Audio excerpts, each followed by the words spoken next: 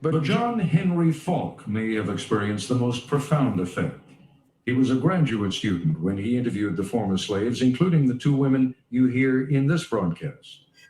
Himself interviewed just before he died in 1979, Falk was going on about how he believed in giving blacks the right to go to school, giving them the right to vote, giving them the right to go into anything they qualified for.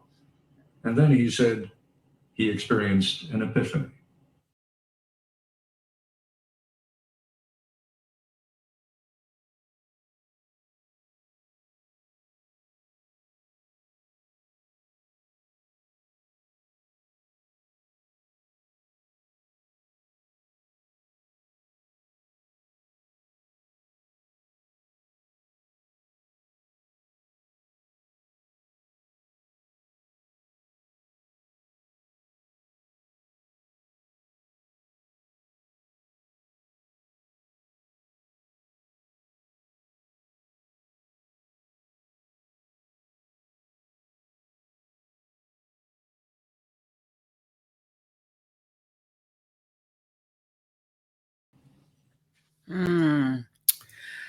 Good morning. Oh, hold on. Stop it. Good morning, Nubians. I wanted to start yes, good world. We worldwide. Yes. Hi. Good morning, Dr. Carr. Good morning, good everything. So, how are you? I'm doing well. Okay. Doing well. How are you? I am awesome. I magnify you. I exalt you. I'm Same thing. Yeah. All of the stuff that Daniel Black taught us to question. How we love each other. Sure. Yes. Sure. I want to start with John Henry Falk.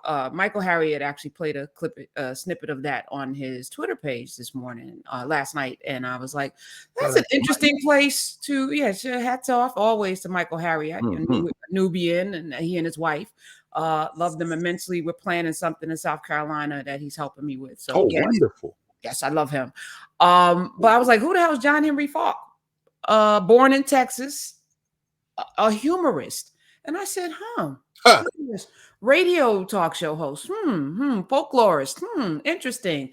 Is there something going on right now with a humorist who fancies himself a liberal-minded person who is, saying things and seemingly setting himself on fire, but also, making a clarion call? Unlike that humorist, this humorist actually had an epiphany because he talked to people and they told him, and we're so amazing that with love and condescension, he was condescension and a little bit of theft. In fact, keep talking. Let me see if I can get around here to this. Let me find out. Okay, let me find out. There's a book. Go ahead. Yes, I'm listening. With love and condescension, let him know that, and it's something that we've been talking about for 156 now, going into 156 episodes, so that the power is not in the hands of anyone but us. You can't give us our rights. We should stop begging for rights, and we should stop begging for reparations. We should stop begging for people to just do right. Stop beating us. Stop killing us, police. Stop doing all of this as Mississippi loses all of its rights. Jackson, to be exact, the second blackest city in the country, now has no governing power. It's been taken away from them in the legally elected. Well, we can say 4 now because that dog ain't come out the kennel yet. We're gonna have a fight. It's time to fight. So this was what I wanted to say. Are the Jacksonites in the streets today? Are y'all out there in the streets? Are y'all? I know Rakia Lumumba's in them streets, but who's in the streets fighting for the thing that you were born with, your rights? No one can give them to you, but they can take them away. They can deny you your rights. All right. Black Studies Matter. Yes. Oh, yeah. These my people. These my people right here. The Carter G. Woodson Institute. Look. Oh, you flexible. Okay. Dunbar High School. Dunbar High School. Those my people. I was down there Tuesday for their smart, dope, and black final ceremonies for Black History Month. So shout out to, as always, to Nubia Garima, to all the people at Dunbar. They had, they black every day at Dunbar. So, but it's a different population, which fits perfectly what we're talking about. Yeah, I'm sure they're in the streets. Like you say, we're keying them in the streets. Chokeway has just dropped all, let's just call it what it is, apartheid. And Tate Reeves, shout out to Tate Reeves with that bad dead cat stapled to your head. And it's close enough to win the Mississippi governor election. I know you probably saw another one who's in the in the vein of the man you just played, a descendant of his type so far, I'd say, who is running for governor of Mississippi coming up. He go win, and we don't have to register anybody else to vote in Mississippi. If just the people registered to vote showed up, Tate Reeves will not be the governor of Mississippi in this coming election. So, and then I know Cooperation Jackson. I saw Baba Akuno and them have a new edition of Cooperation Jackson, the book they did on what they're doing in Jackson with co-ops and all that. It's out. It comes out, I think, in a couple of weeks. I was stalking it, so I'll get a copy with everybody else when it comes out. But yeah, I mean, the fight is there. We just need more people to fight. Yeah. Including people who think they're doing us favor. I mean, look, my hat is always off to you, but I had to put it back on to take it back off because I don't know what that dude Scott was talking to you. You've been wrestling with that cat, which is incredibly important, because Black people don't make up the United States of America. Right. Well, for me, I tend to ignore nonsense for the most part because, there's a couple of things you can analyze and suss out when you have platforms, right? It's easy. It's cherry picking almost. And I feel like it's almost lazy to have commentary around, because what this guy did was very nuanced, even though it seems very obvious. Right. He's playing a particular kind of game. And in his mind, he thinks he's so clever that, but what he's also doing is bringing out the not so informed racists, the actual open racists who are like his champions, which I know he calculated that too. Now, he may not be, I want to drag James Byrd. That happened this week. One of the people that dragged him until his torso came off will be executed or was executed this week. And I didn't talk about it on my radio show because I can't say what I want to say. But unfortunately, there are a lot of people this morning, right now, this afternoon, this evening, wherever folks are in the world, who are saying, who's James Byrd? Yeah. Right. Yeah. I mean, so Scott Adams may not be that guy, but he's playing in the mud, and listen, he went from like a handful of followers to almost 1 million overnight. So that not unusual. Yeah, that immediately spells, maybe $20,000 extra in his pocket every month from YouTube, $25,000 extra dollars, which, one can live on, Sure. Yeah. Sure. So the fact that papers that no one was reading anyway canceled him. For now. I'm sure there'll be other platforms that pick him up. Of course. Shout out to the billionaires, including the team of billionaires who is funding, in part, apparently, if we look at the, Angie Porter read it a lot closer than I did, but I did look at it's about 73 pages, if memory serves me correctly. Maybe it's 83 pages. Complaint filed by the expelled white law student at Howard, who's suing Howard University, who filed a pro se discrimination lawsuit in DC court that was removed to federal court, claiming racial discrimination at Howard. And so, looking through the complaint, and then, I know Angie read it a lot closer than I did. I'm thinking, wow, this is and she confirmed it because, she written more of these things than all that and worked for 2 federal judges, not to mention the city of Minneapolis. So she said it's a well-written complaint. In fact, his name is on it pro se, but he had help. And when you look at the fine print, he is being helped by one of these right-wing outfits, the same people that file out. So I'm sure they'll pick Scott. So let me, a couple of things came to mind this week. Number one, with that lawsuit, I questioned because we had someone pop in a newbie on Monday, and I was like, okay. Oh, yeah. Okay. All right. What's going on here? And I know some people are like, I'm in my feelings with it. I don't know what's going on. Because why would you go to Howard?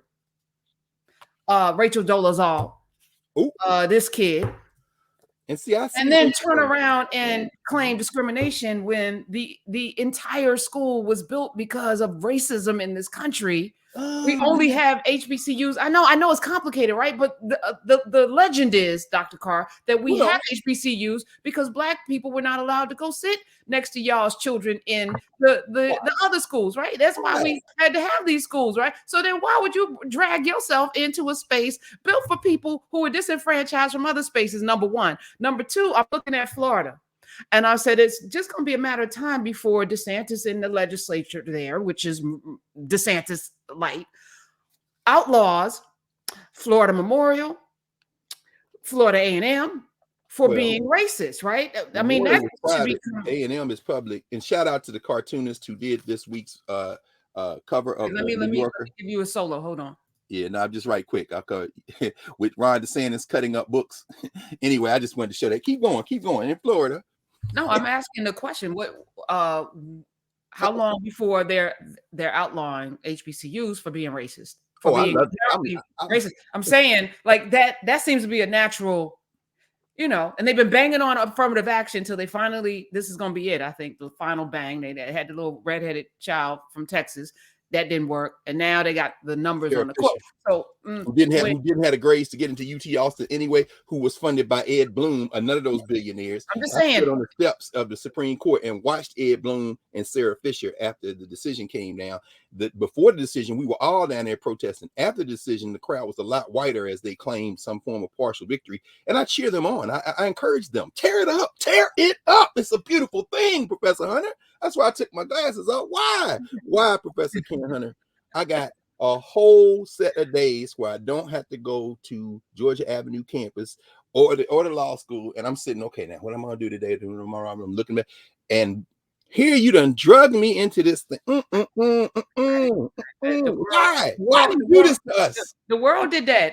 I'm just commenting on it. I'm just saying, hey, look over here. Look over here. Richard Wright, by way of my friend and brother Ta-Nehisi Coates. Between the world and me is you. So you did it. There's a whole universe, and then there are people who narrate. Young people now calling it platform. We're borrowing their language, but the simple fact of the matter is that we cannot process all of reality. I had this conversation with my hip hop class on Thursday afternoon, as we were talking about the information wave and how they're managing it, and chat GPS and everything else, which is making college education already skyrocketing into unaffordability. And by the way, you saw the Supreme Court argue the debt case on Tuesday, but it's making it less and less connected to classroom learning in real time. I said, how are y'all managing this? And we talked about the fact that between the universe of reality and the attempt to try to get some handle on it are the mediators. And it used to be classroom teachers. It used to be parents and family and community. But the technology has washed that away. So between the world and me is you. So when you pay attention to something and you talk about it, this is narrative. This, in other words, not just narrative with a K, which is silent, but narrative in terms of how do I reduce this to a thing where folk can come in using that handle and then open back up and to do thinking for themselves. This makes people who have a quote unquote platform of more than 2 or 3 or 100 or 1,000 people more important now than any time in the world. That's why I took my glasses off, because you putting it, as Joe Madison would say, where the goats can get it. But we ain't talking about goats, we talking about people, and nobody can make sense of this fire hose of information. We need roadmaps, we need points of entry, and you providing us one this morning. I just thought I was gonna get a day of pleasant conversation, but I guess not. I mean, I mean, what do they call them? Birth pains. Pay attention. Facts. So I'm like, when that Howard lawsuit came down, I was like, so you knew you were going to an HBCU, right? I mean, well, here's the thing. That's why I don't even think they discriminate, because I've been to Morehouse, and there's a lot of white people in Morehouse. Even in the fraternities, which I think is blasphemous onto himself. I'm like, no, you cannot. No, we can't. And we can't, right? We cannot. Well, it's not. This is a thing. And there are people, including people high up in Howard's administration and in its old school thinking, some people who will remind us that at its inception, Howard is not an HBCU. God, yeah, damn it. Oh, and shout out to Howard University. Their charter day is tonight, the big fundraising banquet where everybody will have their tuxedos and dresses and stuff on. If you catch me in a tuxedo, you will know my body has been snatched. So on the occasions where I've gotten a ticket to go to charter day, I will be going tonight. But on occasions, I will always wear something African, and people will say, "Oh, we love that." And I said, "Well, thank you. I can't say I love what you got on because nobody has been able to explain to me. I actually had to read it for myself, at which point I know you don't know why you've got that string tied around your neck. But it's all right. It's very lovely, and I'm sure it cost you a lot of money. Oh, wait, no, you own that tuxedo." Class plays a role, bringing us back to the point. Then in March 1867, when Andrew Johnson, probably drunk, signed the charter that created Howard University.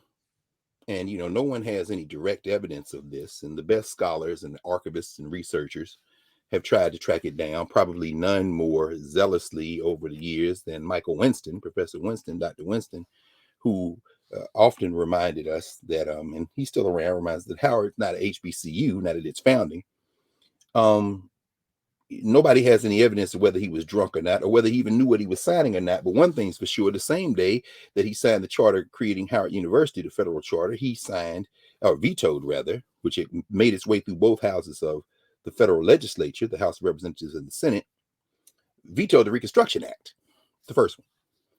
Since 1867, the fires are still burning in Montgomery, Alabama, and in Richmond, Virginia, the two cradles of the Confederacy. The Africans are still fighting their way out of enslavement into the sequel to slavery, as Carter Woodson calls it. The poor whites are still stumbling their way back toward their ruined small patches of land and engendering the resentment that will make full bloom by the late 19th or 20th century what they call today the lost cause. The cause of Tate Reeves, the cause of Andrew DeSantis, who don't know nothing about it because at this time his ancestors were still in Italy, and the cause of Greg Abbott in Texas and Ralph, I started to say Ralph Northern in Virginia. He's not the governor anymore. Shout out to my brother Justin Fairfax, who still can't get a hearing apparently. Once somebody's got a platform, once they put a narrative on you, what the hell can you do? But Ralph Northern was the Democratic governor of Virginia, who did dress up in blackface. So I guess Ralph Northern is in it too. There's a new book Margaret Edge just wrote on Ralph Northern, but no, I'm thinking about the cover. Oh yeah, Glenn Youngkin. I don't think his ancestors were on this side of the Atlantic either. But the lost cause. So the poor whites are stumbling their way back. Still the best thing written on this. Not in terms of information and data. There's been a lot more data added, but in terms of narrative, there is nothing that surpasses 1935. William Edward Burgard Du Bois, Black Reconstruction in America, where Du Bois said you had a little window to remake this thing and you missed it. But when he writes about this period we're talking about, what he's really writing about and what we need to think about over and over again in a renewed fashion is that, as my friend Imani Perry kind of documents in a lot of ways in her recent book, South to America, Imani, born in Alabama, mama, of course, from down that way, doctor herself, worked many years in Massachusetts, Teresa Perry. I use her work a lot with the book she did with Asa Hilliard, Baba Asa Hilliard, and Claude Steele, Young, Gifted, and Black, master educator. Her daughter, Imani Perry, in her recent book, South to America, talks about the kind of meaning of the United States. You got to look at the South. And I agree, of course, with Imani. It's a brilliant book, but I would go a whole lot farther than Imani does because, see, I have no investment. No investment at all in the social structure we live in. Beyond remaking it fundamentally from the bottom up, top down, inside out, outside in, however you want to look at it. And that does not mean that I don't have an investment in people of any racial or cultural background. Out of, as August Wilson said, my Black foundation, we speak to the universal things that make us human in the world, that make us part of the ecosystem of living things, that give us some form of shared universal meaning. But I stand completely against white supremacy. And if you embrace it, you are my open enemy. Welcome. Let's dance. So in 1867, when Howard University's charter was signed, perhaps by a drunken or misinformed or inattentive Andrew Johnson, that racist out of North Carolina who lived for a long time in Tennessee. And sometimes when I go home, I'll pass through where Andrew Johnson's farm was and pay my respects, a little saliva to kind of enliven my journey. But Johnson also vetoed the Reconstruction Act. You Negroes not going to get free. And as Michael Winston and others constantly remind us, that this is the season, this period of the Civil War amendments. The 13th Amendment, banning enslavement or involuntary servitude, except as punishment for a crime of which I always keep a constitution here, often for laughs, but you know, because people love to talk about rights as if they exist. Shout out to our good brother, what's his name? Jamal Nelson. Just Where Rights Went Wrong is the book. Very interesting. I'd love to talk to that brother at some point. Yeah, here it is. The 13th Amendment, of course, which we've talked about many times, neither slavery nor involuntary servitude, except as punishment for a crime whereof the party shall have been duly convicted, shall exist within the United States or any place subject to their jurisdiction. The 14th Amendment, ratified in 1868, July 9th, 1868, so about a year and a quarter after Howard University had its charter, which says all persons born or naturalized in the United States. Thank you, Professor Jamal Green. I always think Nelson for some reason. I got his book right here. I've been reading it. It's fascinating because Professor Green, who's at Columbia University, brother, argues that maybe the rights-based concept of how we're trying to create a different society, maybe anchoring it in the notion that we have these inalienable rights, that might not be the best strategy, depending on how these rights have been rolled out over the arc of this settler state. I'm calling it that, not Professor Green. 14th Amendment, and here's where Howard is not a HBCU, or at least wasn't, black as hell. But see, HBCU, the important thing to understand is there's difference in the technical language between a historically black college and university in the United States. And this is for people who are living outside the country, who we get more and more of them every day in narrative, and more every day in the open facing YouTube space and other spaces. And you never cease to amaze me, Prof, that you have us full spectrum, Apple and all the podcast places. And I'm like, Lord have mercy. I know I got to be on tune if I try to hit 2 licks of a song now, because God only knows who's listening to this. But for those who may not be aware, historically black college or university is one that was founded during the period of, and with explicit prevention of, race mixing. So historically black college and university, for example, like the one I went to, Tennessee A&I, Tennessee Agricultural and Industrial State College for Negroes, now Tennessee State University, when it was founded in 1912, it was against the law for a white to enroll at Tennessee State. So it's historically black. Same thing for Kentucky State in Frankfort, Kentucky. Same thing for West Virginia State. In the case of West Virginia State, it is now majority white. However, it retains historically black college and university status because when it was founded in West Virginia, not Storer College, which is another school. In fact, we talked about that many sessions ago. That's also in West Virginia, no longer open. But West Virginia State, when it was founded, apartheid was the law of the land in the state of West Virginia, and much of the country. Well, Florida Agricultural and Mechanical State College for Negroes is also a historically black college or university in the state of Florida. Unlike Florida Memorial, unlike Edward Waters, shout out to the African Methodist Episcopal Church, private schools, Florida A&M is a public school which was prohibited by Florida law from enrolling whites. And I'll give you one other example, South Carolina State University, which is literally right next to, I love the fact that they never repair the hole that's in the fence, which is the only thing that technically separates South Carolina State University and the great Claflin University, of course, Cat Adams and Baba Omatosho, Dr. Black, Daniel Black. And I saw that Dr. Nate Norman, his wife, Mama Rosemarie Norman, Baba and Mama Norman were down with Dan and Kat and Andre Key and the whole Claflin family on Monday night while we were in office hours. They were literally on the campus of Claflin University with the community there, anchored in the students. That's private. It's private school. But right through that hole in the fence is South Carolina State University. It is a state school prohibited by law at its founding from enrolling white people. So it is historically black. Those are historically black colleges and universities. Now there's another category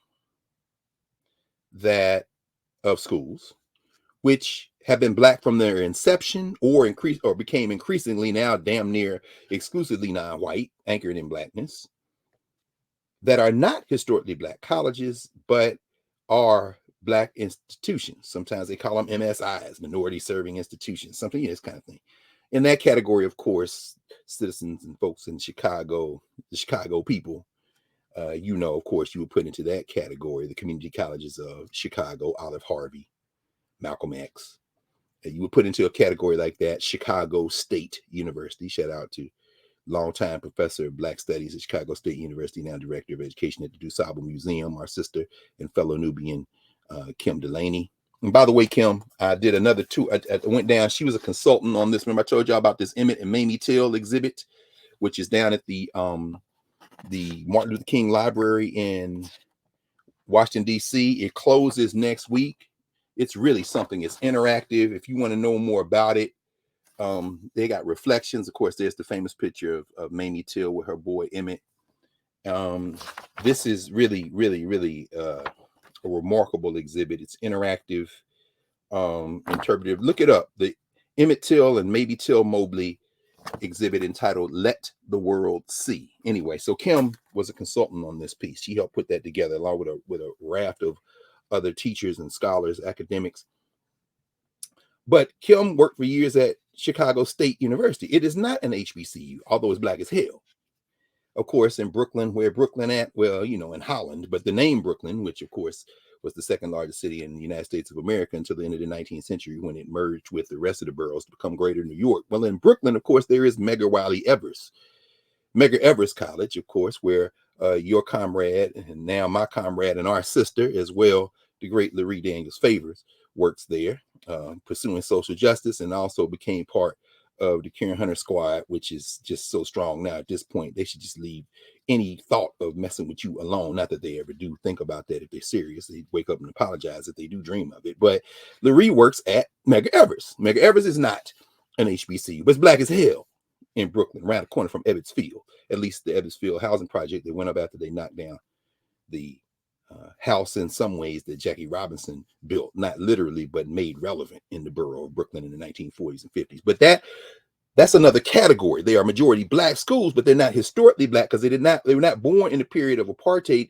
in this country, the sequel to slavery, as Carter Woodson calls it. And so they were not prohibited by law. On March 2nd, 1867, however, in the season when the 13th Amendment passed in 1865, the 14th Amendment guaranteeing equal protection of the law was passed in 1868, and the 15th Amendment, which we'll return to, which was passed in 1870, saying that the right of citizens of the United States to vote shall not be denied or abridged by the United States or by any state on account of race, color, or previous condition of servitude. That should end it, Section 1 of the 15th Amendment. But there is a Section 2. Section 2 says the Congress shall have power to enforce this article by appropriate legislation. That would be the Voting Rights Act of 1965, the appropriate legislation. But the power to guarantee a right to the degree, as Professor Green says, that it exists to vote does not rest in the Civil Rights Act of 1865, but in the 15th Amendment. The 14th Amendment, which also has a section which enables it, that would be Section 5 of the 14th Amendment, says the Congress shall have the power to enforce by appropriate legislation the provisions of this article.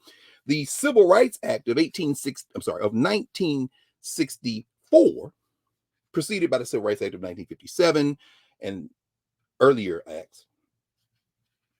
Well, the power of equal protection under the law and due process under the law, as the current newest justice of the Associate Justice of the United States Supreme Court, Ketanji Onyeka Brown Jackson, constantly reminds her rather improvisational colleagues like Samuel Landa Cotton Alito, in particular, who just seems hell-bent on making the Constitution mean whatever the hell he thinks it should mean.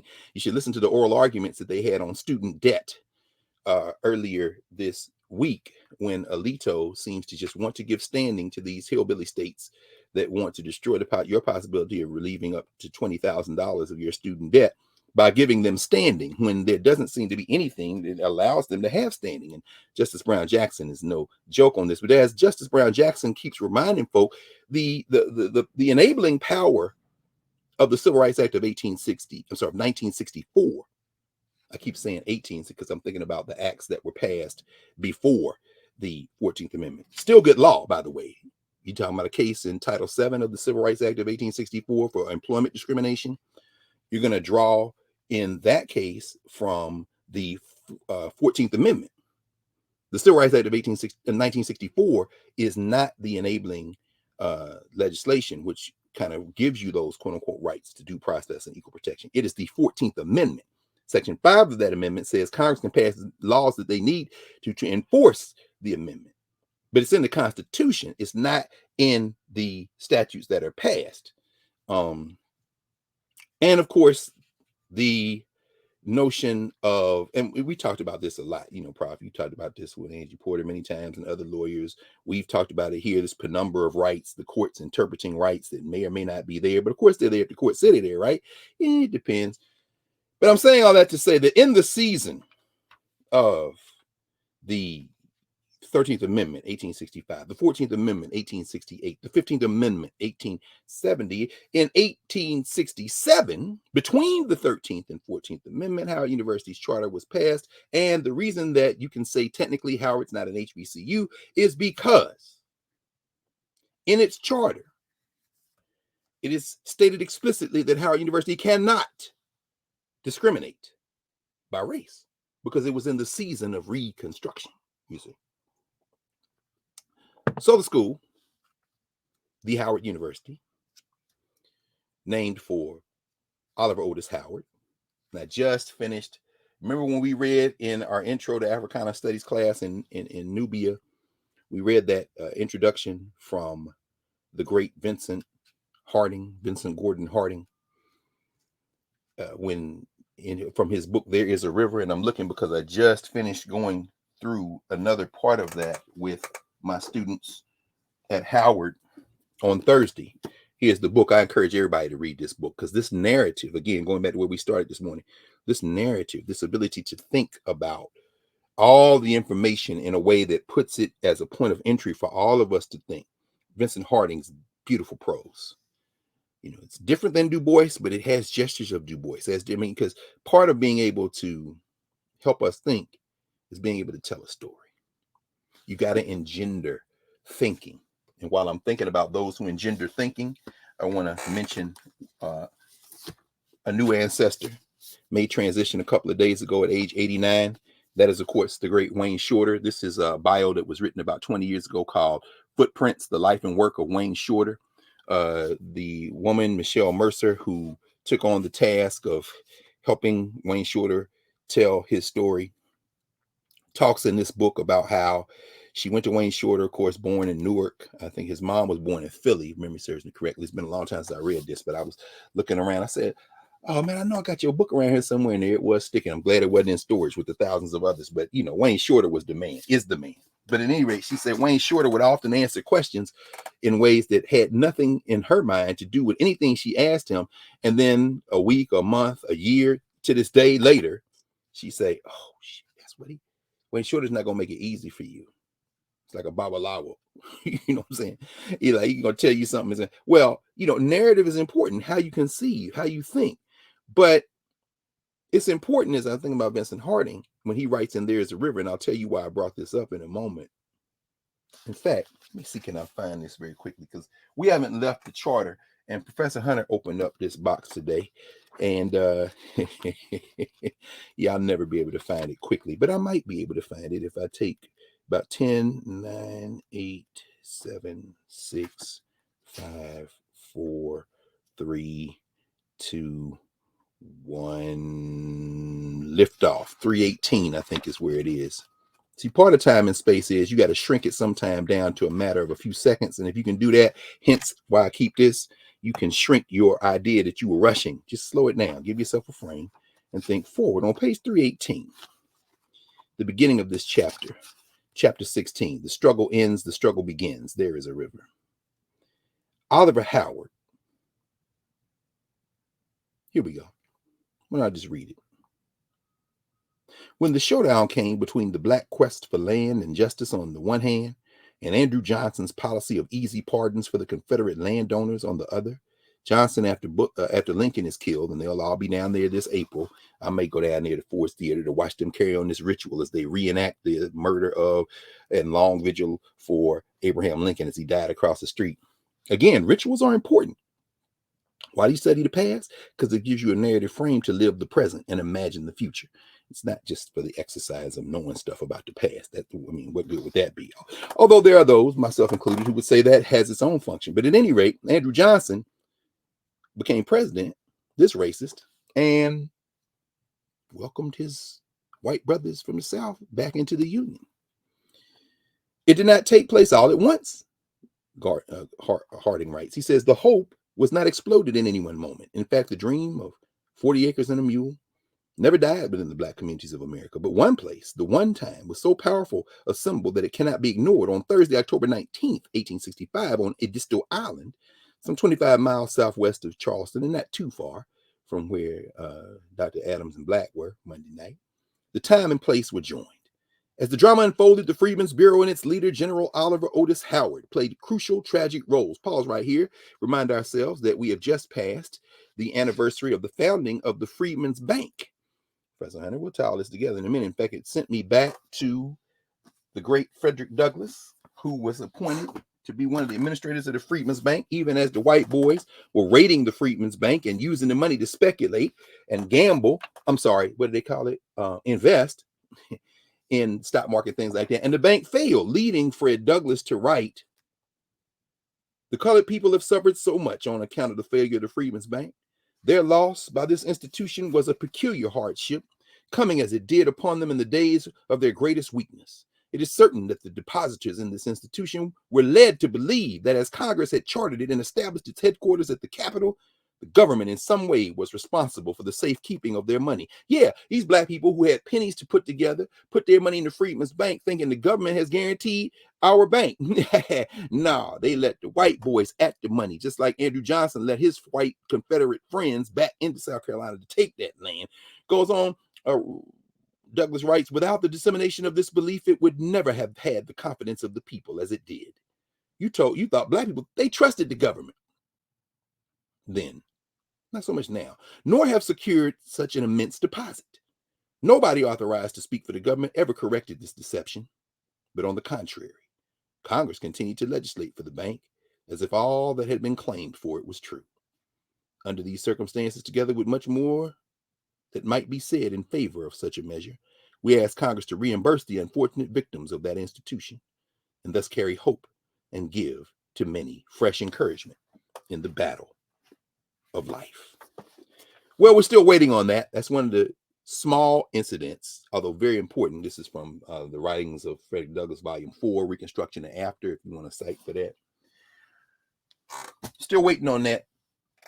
Make good on all that money that Black people put in the Freedmen's Bank. That's part of the case for reparations. But at any rate, the Freedmen's Bank was named the Freedmen's Bank because it's affiliated with the Freedmen's Bureau. The Freedmen's Bureau was led by Oliver Otis Howard, General Howard, the same one Howard University is named for, who was a Congregationalist, member of the Congregationalist Church. They met at a prayer meeting. They're going to start an institution for the teaching and training of of teachers and preachers. Now, they had Negroes in mind, but to get a federal charter, you can't discriminate by race. Why? Because this is when the smoke of the Civil War is still wafting over the land, and they are not going to pass federal legislation which is going to reinforce what Carter Woodson calls the sequel to slavery, which is apartheid. It's going to take some time to put apartheid in place, and it's going to come from the states first in the last quarter of the 19th century. This is what Du Bois is writing about in Black Reconstruction in America. The betrayal, what Rayford Logan, Du Bois's junior protege and friend, also friend of Carter Woodson, called the betrayal of the Negro in the 1890s, 1880s, and 90s after Reconstruction ends. Very important, but this is not that time yet. We are still in the era when the smoke of the Civil War is still cleared here in the United States. And they're passing legislation that sounds good as hell on paper. But now you got to make it stand up and salute, which is why you have the enabling sections of the 13th, 14th, and 15th Amendment so that Congress can pass legislation to make those rights, such as they are, stand up. And Ketanji Brown Jackson keeps reminding Sam Alito, that exquisite chef kiss defender of white supremacy on the Supreme Court, and his friends, that when you go to the legislative record, we know the intent of the 13th, 14th, and 15th Amendment. So quit pussyfooting with the 14th Amendment as if you don't know from the record, Mr. Strict Constructionist. And by the way, bruh, the cat from Savannah, yeah, you know, Pinpoint, Georgia, you know, Clarence. Look, man, could you tell your wife you call her back, put the cell phone down, and come back in here into this judicial conference, and let's talk again in the chapter and verse of the 13th, 14th, and 15th Amendment. Those are amendments. I know you keep trying to go back to the founders because you're just such much more comfortable with them. Although both of us would be having this debate in a damn cotton field if you just went to damn James Madison. But those 13th, 14th, and 15th Amendments, they are to the Constitution, Clarence. So they count too. Bruh. Who hurt you? Who hurt you, Clarence? But at any rate, as Ketanji Brown Jackson keeps reminding these people, those amendments carry in them in the strict interpretation of the literal language, much less the legislative conferences that went into writing the legislation, their intent. And so the intent of the 13th, 14th, and 15th Amendment is to eliminate racial discrimination. And John Boy Roberts, Johnny John, who loves the First Amendment, who has maybe a little reticence on the Second Amendment, no such reticence for Clarence Thomas. He's about getting everybody strapped, but Sam Alito and them too. Except when, you know, somebody comes to their house to protest, at which point they hide behind the police. But at any rate, John Roberts always knows the way to end discrimination is to end discrimination.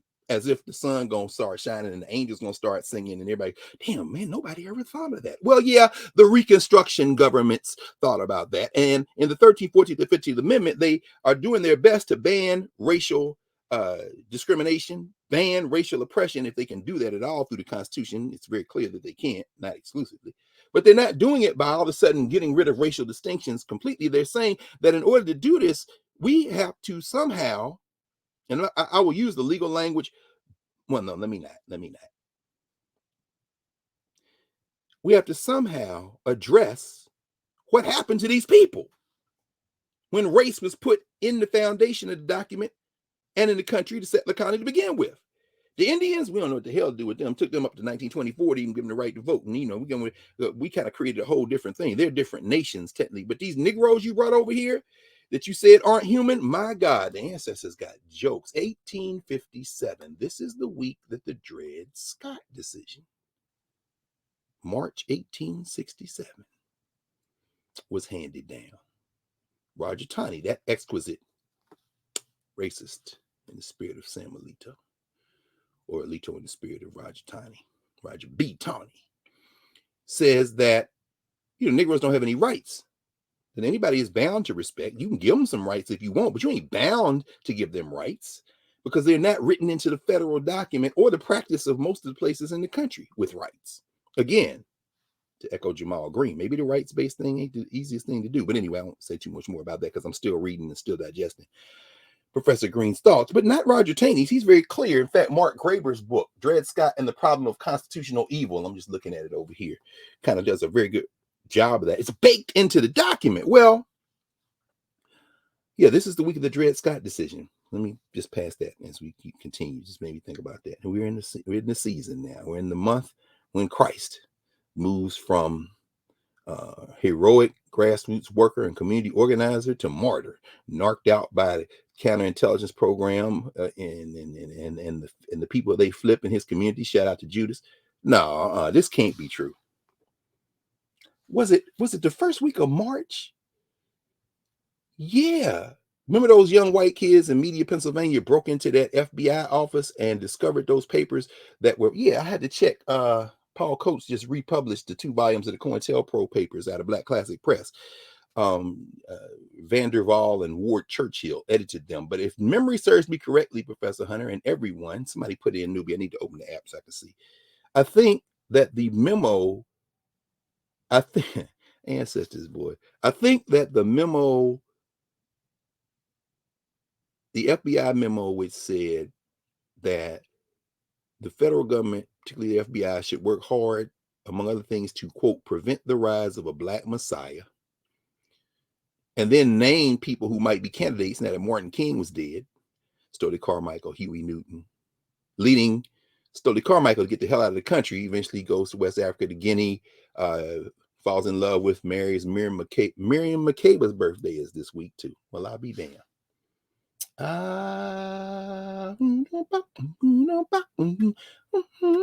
Pata pata. Pata pata is a song we sing down Johannesburg way. And all the people start to dance when they hear pata pata play. Pata pata. This was, of course, what was the name of the group? Miriam Makeba, born in South Africa, I think this week, actually. She's an ancestor now. Had to leave South Africa. Her brother, friend, at one time husband, Hugh Masekela, had to leave South Africa. They became global recording artists and stars, but they carried the message, the cultural meaning making, through their cultural meaning making of the movement and memory of South Africa. And they helped feed the global governance structure of Pan-Africanism. Masekela, the famous pictures I've talked about in the township there, Soweto, leaping in the air with the trumpet that Louis Armstrong had sent him as a young man. Miriam Makeba leaving South Africa, not to return until after apartheid was over, missed the death of her mother. In the documentary Mama Africa, because she became known as Mama Africa, because she traveled the African continent, she traveled the world, spreading the message of Africa. She learned songs in many languages on the African continent. She traveled all over. Angelique Kidjo, of course, today is one of her daughters in that message, in that movement, kind of messaging this type of cultural meaning making. When she was able to return, finally, her mother had made transition. And when you look at the documentary Mama Africa, you see Miriam Makeba sitting at and on the grave of her mother. Deeply moving, because she missed her mother's physical transition, even as her mother was with her every day of her life. And then Miriam Makeba, of course, arriving in the United States, is platformed, to use the young people's message and language, is platformed, given an international audience by a brother raised in New York City, whose people came from the Caribbean. Come on, ancestors. Y'all got jokes. I think Harry Belafonte's birthday is, I think he's born on the 1st of March. Anyway, Harry Belafonte gives Miriam Makeba, also born in the first week of March, born today. Today is her birthday. Oh, thank you. And April 4th is the, so we're a little early on COINTELPRO. Wow, today is Miriam Makeba's birthday. And her birthday is, I think, 3 or 4 days before Harry Belafonte. I think he's March the 1st. But at any rate, gives her the platform to do all that work. All right, so let me pause, walk all this back, because we haven't left Howard University, the charter, and this problem that we face. Makeba, Masekela, all of them exiles from South Africa, spreading the message, the movement in memory, the cultural meaning making, which allows us to build a global governance structure, one that we are engendering and extending in Nubia and narrative and all over all the platforms, including YouTube, as folks join us today, this global kind of movement. Well, what you see is that all of that is coming as we confront, as we know from Framing Question 5 of our Introduction to Africana Studies course, how do Africans make sense of and participate in international developments. We are becoming aware of each other at a time when these former colonies of Europe in the Western Hemisphere are jostling with how they're going to maintain their racial hierarchies, like the United States of America in the 1860s, which causes the split called the Civil War. Like the European countries that gave birth to those colonies, like the United States of America, fighting each other in the 19th century, spilling into the 20th century, then invading Africa as early as the 15th century in mass, but then really upping it in the late 19th century. Berlin Conference of 1884, 1885, so forth, and then the starting gun, and they go in and try to invade, thereby creating these artificial states, which fight their way out of this social structure, oppression. Maybe 2 generations later. No, yeah. I'll come to that in a second. Just remind me, y'all, in a minute, because if memory serves me correctly, today or this week, tomorrow is the anniversary of the birth of the modern state of Ghana.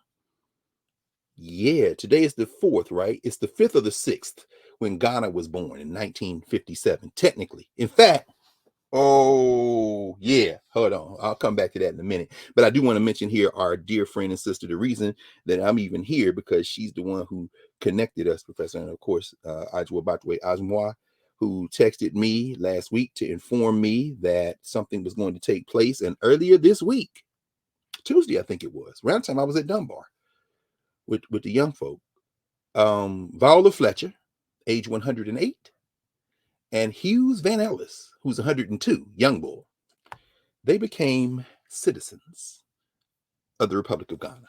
Yes, that's right. Here in Washington, D.C., the Ghanaian Republic extended to them and certified them as citizens of Ghana, these two survivors of the Tulsa Race Massacre. Now, we put a lot of things on the table, so let me start stitching them together. When Howard University's charter was signed in March 1865 by a racist who was at the same time trying to blunt the potential of the United States being remade from the inside out, being led in that remake by Africans who had been kidnapped and the descendants of those Africans now in the soil of the United States, primarily in the South. Well, when that was happening, Johnson was trying to keep white supremacy rolling. And he was trying to do it by blunting any legislative attempt to remake the country, no matter how tepidly, as Du Bois writes in Black Reconstruction in America, by white politicians like Charles Sumner, of course, who was hell-bent for remaking the whole place, and then more conservative ones who ain't trying to remake the whole thing, but who are worried because you got 4 million Africans almost in the South who will have a say. So when that betrayal takes place that I was reading about here, when Johnson allows those enslavers to go back and take their land, as the drama unfolded, and I'll tie the rest together after I finish reading from Vincent Harding, chapter 16, There is a River. As the drama unfolded, the Freedmen's Bureau and its leader, General Oliver O. Howard. Right. General Howard was the head of the Freedmen's Bureau. You got a Freedmen's Bank. They sold them out there. You got a Freedmen's Bureau, the Black people. And by the way, the Freedmen's Bureau, again, like Howard University, like those Civil War amendments, you can't discriminate by race. The Freedmen's Bureau, which was the country's first federal social welfare organization coming out of the Civil War, it was named the Freedmen's Bureau, but it ended up like Aid for Families for Dependent Children. It ended up like Medicare and Medicaid and Social Security. It ended up like social programs of today, helping more whites than anybody. It helped the poor whites, many of whom had taken up arms against the United States of America. But when the Freedmen's Bureau, named for the enslaved Africans, came into existence, they didn't make a distinction between who hadn't eaten today, who needed blankets today, who needed some form of bringing their lives together today, their shattered lives. And guess who they helped as well? Oh, I wish I were in the land of cotton, because I can go to the Freedmen's Bureau and they haven't forgotten me. Look away, look away. Yeah, poor whites got help. But somehow it gets tarred with blacks because it helps some black people. Y'all know how y'all are, Tom Land of Cotton. First thing to fall is cats with no chin. As the drama unfolded, the Freedmen's Bureau and its leader, General Oliver Howard, played crucial tragic roles, Vincent Harding writes. By that time, Johnson's actions had already effectively undermined one of the Bureau's most important original functions as a protector of Black people in their independent use of the land. So one of the things it did do is say, this is the federal agency that's going to guarantee you use of this land, and if we can, Rufus Saxton, William Tecumseh Sherman, Oliver Howard, ownership of the land. We can get into whether ownership of land is a good or bad principle, but that's set aside. The ruler of the United States of America is land ownership, and y'all been working here for centuries, and these white people turned against the United States of America, therefore they are traitors, so we're going to punish them, jail them. Wait, I'm sorry, then or now. January 6th commission, no, we're not really going to put them in jail. We're going to tell them, let's let bygones be bygones. Let us come together, as Ulysses S. Grant, the damn general who won the damn Civil War, said in 1870 when he ran, or was it 72, when he ran for re-election, let us come together, let us unite. All right. Anyway, by that time, Johnson's actions had already effectively undermined one of the Bureau's most important original functions as a protector of Black people in their independent use of land. So what ends up happening? The same Andrew Johnson, who says, Howard University, I'll sign the charter. Oh, my head, I got a headache. What is this? Sign it. Which is the running joke among the historians. He didn't know what he was signing. But this other bill, this Reconstruction Act, I'm vetoing this shit. You're not going to let these black people into this working settler criminal enterprise called United States of America with any deep investment anchored in ownership. Well, who do they send to tell the black people in South Carolina that you're not getting this land? Well, they send Oliver Otis Howard. In October, Vincent Harding writes, Howard was on a tour trying to explain to black men and women why it was impossible for them to have the land he had originally promised them. He requested that Edisto's overwhelmingly black community be brought together so he might address them. Word of trouble and betrayal had already flashed through the islands, and when the one-armed general arrived, his choices were signaled in the makeup of his party, which included one of the biggest white landowners in the area. Here come Howard to tell them they ain't gonna get no land, and the people come with him. Here come one of the biggest criminals in the damn state of South Carolina. Remind me, Professor Hunter, I want to have a few comments to say about, what's this boy's name? He's on the front page of the New York Times today. He's on the front page of the New York Times. Y'all recognize this dude right here? Let me see. Let me get it where I can see. Murdaugh. Yes, sir. Yes, sir. You know, put him, you know, gave him life sentence, right, Prof? Black people.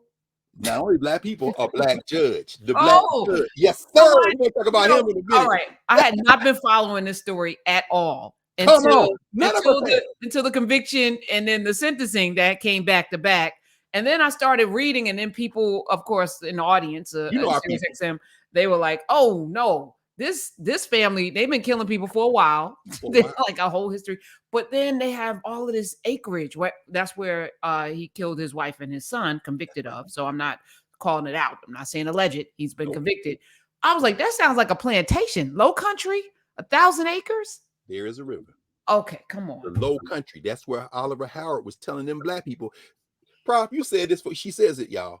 For those you don't know, before we ever go on, she said the ancestors are guiding this. We didn't. None of this rehearsed. We have a conversation.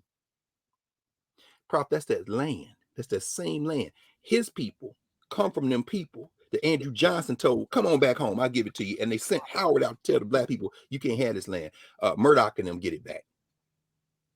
Murdaugh, daddy judge, granddaddy judge, great-grandfather was a judge, and the man who sentenced him, Judge Clifton Newman, ordered during the trial that Murdaugh's grandfather's picture be taken from the wall of the courtroom. We will have no bias in here. See, because Clifton Newman, the judge, the black judge, grew up in that community in the Low Country. Clifton Newman, who went to undergrad and grad school, law school in Ohio, in Cleveland State and Case Western, if memory serves me correctly, but y'all check it in the chat. Clifton Newman, Judge Newman, came from a family who had some early politicians in the Reconstruction government who were betrayed during this period we're talking about right now in the 1870s and 80s. Newman went to a segregated school, which had a better quality, don't at me, better quality of cultural investment in the future of those children than schools in the post-segregation era. Because every teacher in the segregated schools had an investment in replicating themselves in the future. Because the purpose of education is to train your replacement. And when we know, as Sharif El-Mekki has reminded you and me and all of us as we continue to work to create more black teachers in the United States of America, that many of the teachers may love the children, but they ain't trying to have these children. They don't look at these children as their replacements. The segregated schools did, and young Clifton Newman went to those segregated schools. And in one of the schools, I think it was a junior high school, he was tapped to play a lawyer, reenacting the famous South Carolina case, Briggs versus Elliott. We talked about Briggs versus Elliott when we talked about Septima Clark. Y'all go back in the archive, in the narrative archive. We won't do it again here, but I'm just mentioning that name, Briggs versus Elliott, which is reenacted on the beautiful mural in metal, the frieze that the great sculptor Ed Dwight did, which sits on the yards of the South Carolina State House in Columbia. Briggs versus Elliott, one of those important cases. Young Clifton Newman was tapped to play a lawyer in that. He didn't have a suit. He said, so I think it was his grandfather. His grandfather father took me down and bought me my first suit. And when he went to undergrad, he was studying history, and somebody said to him, you should go to law school. He said, At that moment, I went back to that day. I put on my first suit with that yellow shirt. And I thought about the fact that I want to give my life on the side of justice. I'll go to law school. He went to law school. He, his wife, came back to South Carolina, raised their families. He then practiced law privately for years. Then he ran for the bench. He became a circuit court judge, the county that he is in. Oh, I'm sorry. He was the judge in the Michael Slager case. Remember Michael Slager who killed Walter Scott in North Charleston? Yeah, the judge was Clifton Newman. His daughter's a judge. Ran for office as a judge. He's known for calling it straight down the line when he can. He could not give this white boy the death penalty. Why? Because the prosecutors didn't ask for the death penalty. Now, that, according to the New York Times and all the reports, might have been the last exercise of Murdaugh family power after generations going back to Reconstruction and before of running the damn county. Because Judge Newman is one of 8 black circuit court judges in that county out of 48 in South Carolina. The jury that did not convict Michael Slager for killing Walter Scott, that jury was all white, except there was one black person. But that one black person was the foreman of the jury. Did what he could. Who made him the foreman? Judge Newman. Yeah, people, elections don't matter. He's elected judges and appointed judges. In the case of the Murdaugh case, you see that he was appointed to run everything related to the criminal prosecution of Alex Murdaugh. But you have to understand that politics isn't about either or. Sometimes you got to use every tool in the drawer. So the reason he got the life sentence is probably some form of intellectual warfare between the white boys that say, yeah, he did it, and yeah, it was a tragedy, but you know, his people own everybody in this damn country. I'm not talking about black people now, I'm talking about white people. So we ain't gonna kill him. So look here, Newman, you can't do nothing but give him life. So what did Newman do? Gave him life and lectured the white boy from the bench. Oh, y'all go listen. You go listen to what Judge Newman did. Put on that white boy. I'm gonna end this. Took me 4 generations, but there is a river. Oh, there is. There is a river. The county that Judge Murdaugh sits in is 35% black. And Judge Newman. And Judge Newman noted that this man's father, grandfather, great-grandfather were judges. And these 4 white men, including this one that's now doing life, asked for the death penalty in that county 30 times between 1920 and 2016. And while South Carolina is about 27% black by the census, which means I know it's got to be more than that, but 27% black. You know why? Because it was majority black until the Great Migration, at which point Negroes left South Carolina, and it's so many black people left South Carolina that even though the number is still high, it drops. South Carolina is like the 5th largest black population in the country behind Mississippi, Louisiana, a couple other places.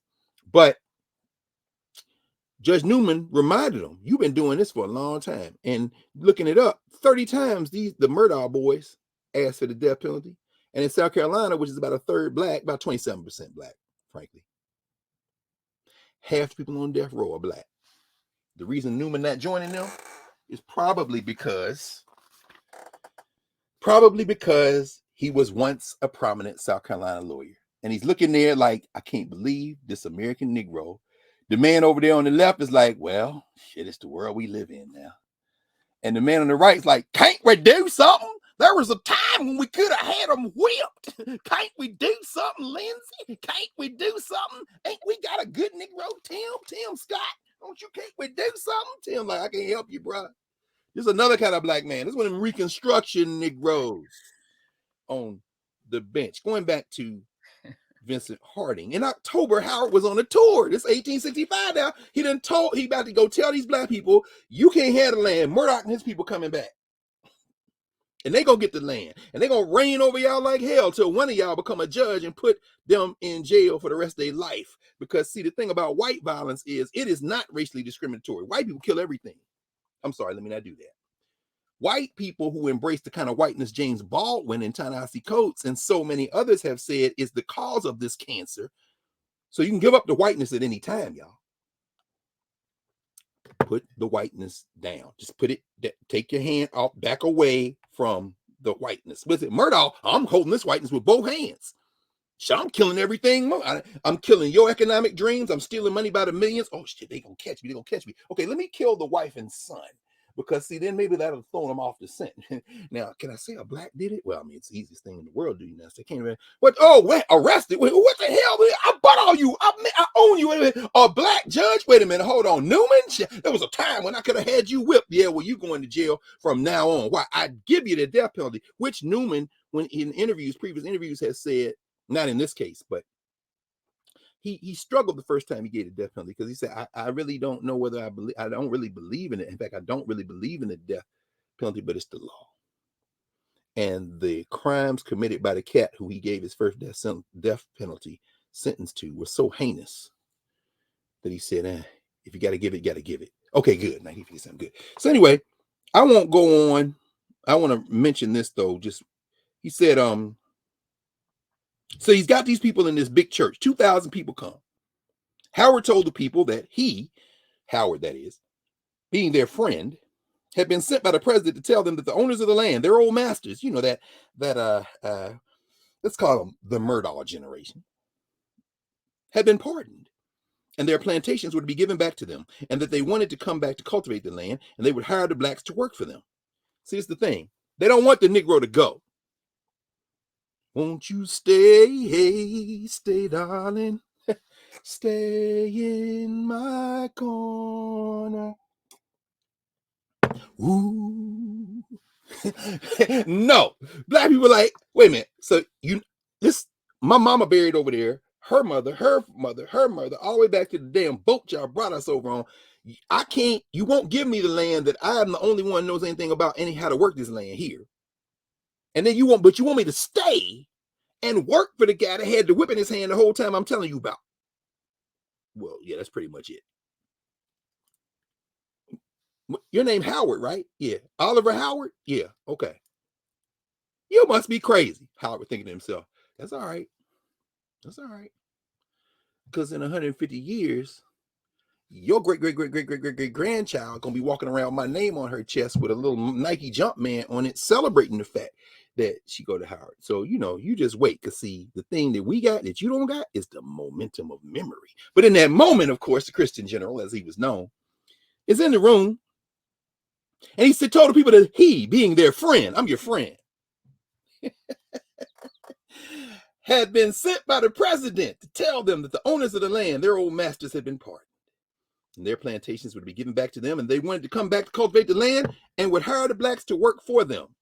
How they gonna cultivate the land? They not cultivating the land, you cultivating the land. And by the way, Howard was their friend.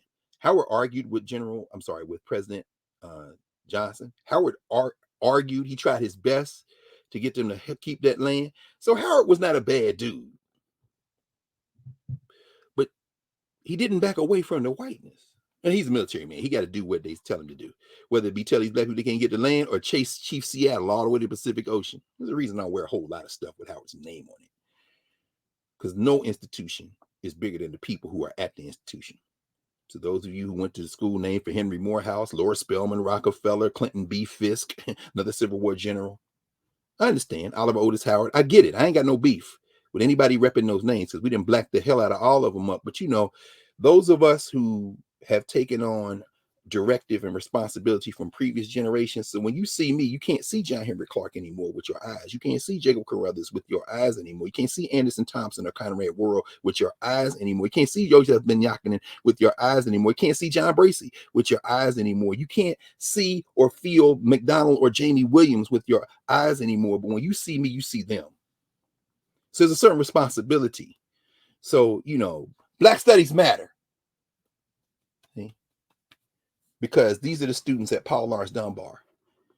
So I rep what I can because, as Professor Hunter has been able to add this to an expanding repertoire of platform that interacts with and reaches more and more people by the minute, by the hour, by the day, by the month, the week and the month and the year, we have to understand that if we're in a space like that, we begin to make inroads. And when we make inroads, it can literally transform lives because we know we're not alone and we know we have points of entry. So let me wrap this up with General Howard, who was fighting. I ain't mad at General Howard. He was only following orders. How many times have we heard that? He says, Vincent Harding, that is. This was the message borne by their friend. This is I love Vincent Harding. Love that brother. When you see me, you see him too. And Mama Rosemary Harding. I got a chance to spend some time with both of them out in Denver one time, a long time. Myself, Aisha Amani, Erica Asakoye, she and her husband Joseph, and their son now in Kenya, living in Kenya. And so, the Hardings, this is the poetry of Vincent Harding. Let me return to page 319 in chapter 16 of There Is a River. He says, Vincent Harding writes, this was a message borne by their friend. Naturally, it outraged the Black people who had been cultivating the land for generations, and they had now begun to work for and govern themselves. Read my friend Catherine Frankie's book, Repair. As soon as the Negroes found out the war was in full swing and they no longer worked on those plantations, they freed themselves. And guess what they did? One of the first things they did was smash all the cotton gins. No more picking, they said. Literally, it's in the documents. No more picking. They smashed the cotton gins. Then they turned around and started planting potatoes and corn and stuff to eat, right? Subsistence. And then as the Confederate, the Union Army comes in, so we need you to keep growing cotton. They're like, really? Why? Why? Because we need the money for the war effort. What we get? Well, we'll let y'all farm and you'll get the land. Okay. And as one of the brothers told one of the white soldiers, according to a white school teacher, in Catherine Frankie's book, she quotes the correspondence. She says the teacher overheard this conversation between one of the brothers who worked as an enslaved person, now working for himself, negotiating for money to farm cotton now. I love this. I love this. This is attested to in this document. The teacher says, the white man asks this brother, Sambo, why do you work harder now? I hate that Sambo was the name. God only knows the governance, what he was called. Sambo, why do you work harder now than you did during slavery? The brother looked at the white man and said, we used to work for the lash. Now he works for the cash. Anyway, but now here come Howard telling them, you can't have the land, but you can stay here and work for wages. I know these white boys. I've known them my whole life.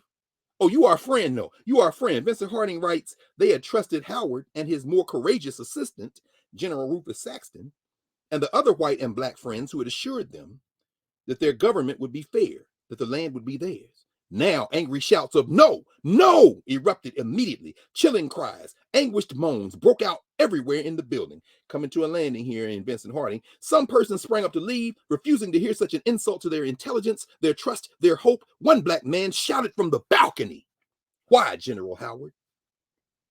Why do you take away our lands? You take them from us who are true, always true to the government. You give them to our all-time enemies. That is not right. I want to revisit all-time enemies. All-time enemies. I listened to some of the oral arguments before the Supreme Court, trying to give standing to these Confederates, these neo-Confederates trying to prevent the cancellation of student debt. And I heard a strain of all-time enemies. Not just enemies grounded in race, but enemies grounded in a philosophy of hatred and fear that engenders the kind of violences, physical, economic, cultural, political violences that prevent us from building a different society if we allow it. I listened to some of the speeches, a few of them, that are currently unfolding not far from here at the Conservative Political Action Committee meeting. I think Donald Trump speaks today. Now, they got rid of one of the more obvious racists. They expelled him for being anti-Semitic. You know, the one was down there with Kanye West at Mar-a-Lago a few months ago. But when you hear the ones they didn't expel, I don't hear a difference at all. You see? And so, all-time enemies, not just enemies of race, enemies of our common humanity. Enemies of our common humanity. Everybody getting loan forgiveness ain't gonna be Black. That all-time enemies thing that Vincent Harding wrote resonates with me. And you can put the whiteness down. Prof, I'm going to interject something right quick, a little 2-minute story that happened to me earlier this week. It was Monday, I think. Yeah, it was Monday, because by crack of dawn Tuesday, I'm on campus. On Monday morning, I was reading the paper at a local business establishment. I'll name it Panera Bread, on a Panera location. And it was a brother sitting in the booth behind me with his head on the table. I had my coffee. He had his coffee.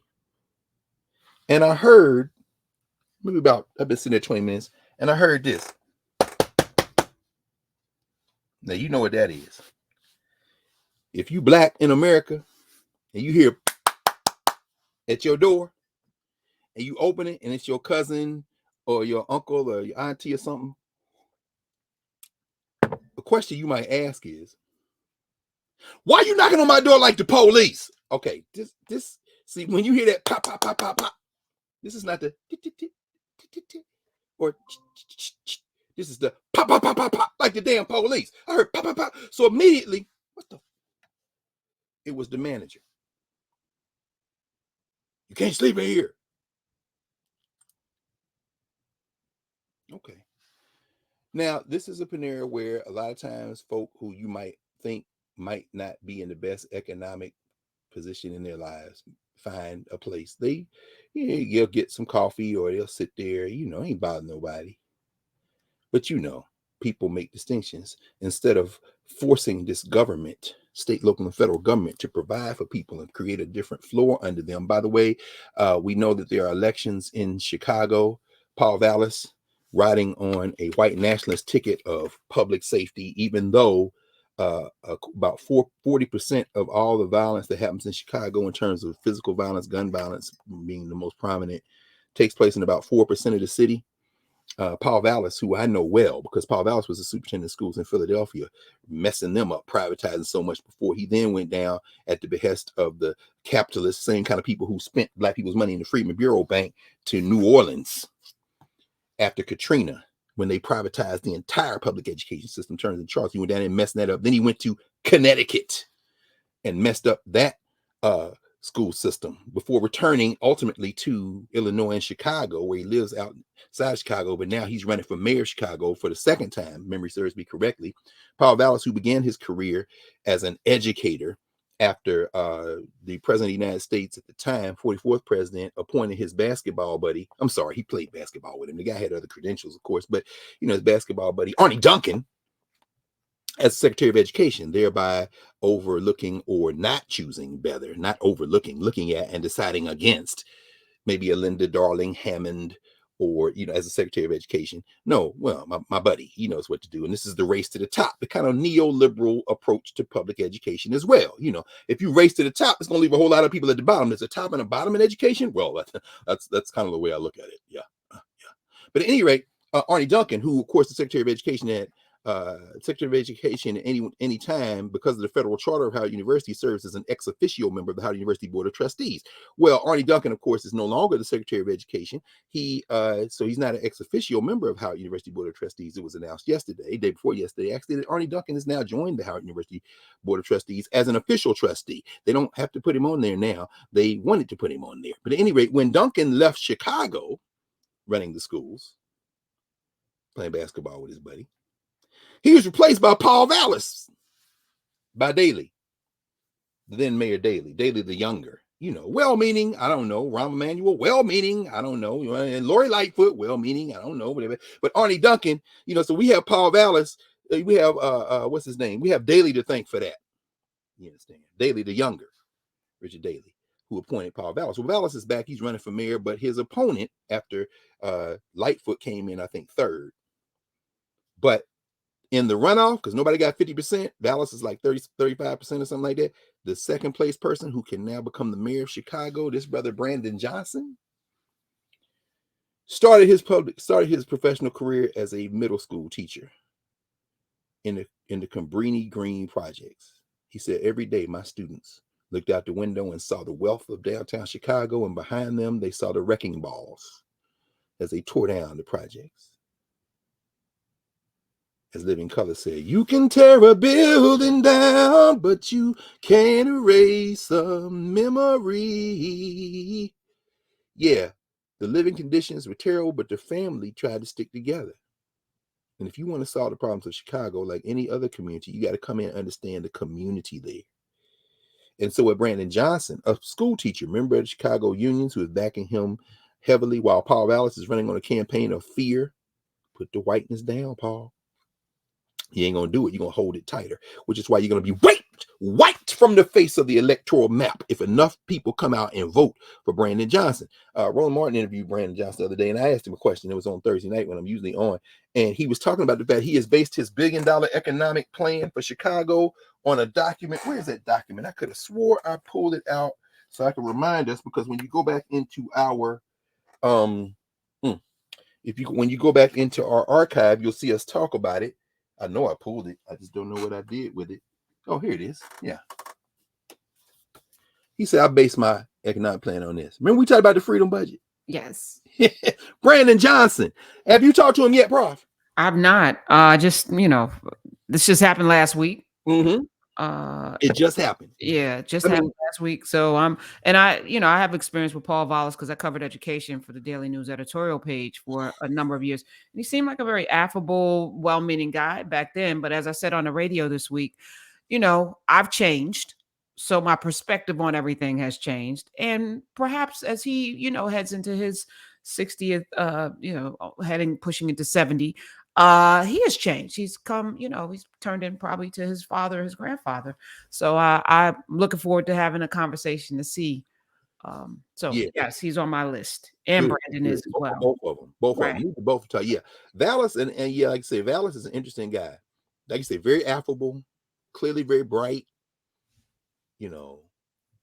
Disruptor, outside the box thinker. It's a lot of them around. Wayne Shorter, in fact, it was often referred to as an outside the box thinker. In fact, one of the musicians he played with, by the way, Wayne Shorter, just 30 seconds, really cut his eye teeth on Charlie Parker and Charles Mingus and Dizzy Gillespie and them. He played with Miles Davis. He really entered with Tony Williams and Herbie Hancock, who calls him his best friend, Herbie Hancock, in the electric period of Miles. And Miles Davis, one of the last things he said to a musician before he made transition a couple of weeks after putting his hands on Wayne Shorter's shoulders and said, you need to be known. You need to be out there. People need to be exposed, because Wayne Shorter was considered to be, and I do these put the article but Herbie Hancock, so many others, he's the guy. Herbie Hancock said Wayne Shorter had the entire history of jazz in his head, and it would come out in his music. So then he of course, in his next phase, he combined to co-create Weather Report. So he's kind of that fusion era thing. And then he comes in, he played on Steely Dan, he played on Joni Mitchell, like 10 of her albums. I mean, when we don't know Wayne Shorter like we should, in part because Wayne Shorter was all about the music, the genealogy, the movement, and he embraced Buddhism kind of midway through his life. He was practicing Buddhist the rest of his life. And so as I finish, I just mentioned some of these things. Wayne Shorter is an example of that kind of expansive kind of thinking. And one of the musicians said, I forget which one said it now, said of Wayne Shorter, he does think outside the box, but he's so far outside the box, I'm not even sure that he ever knew there was a box.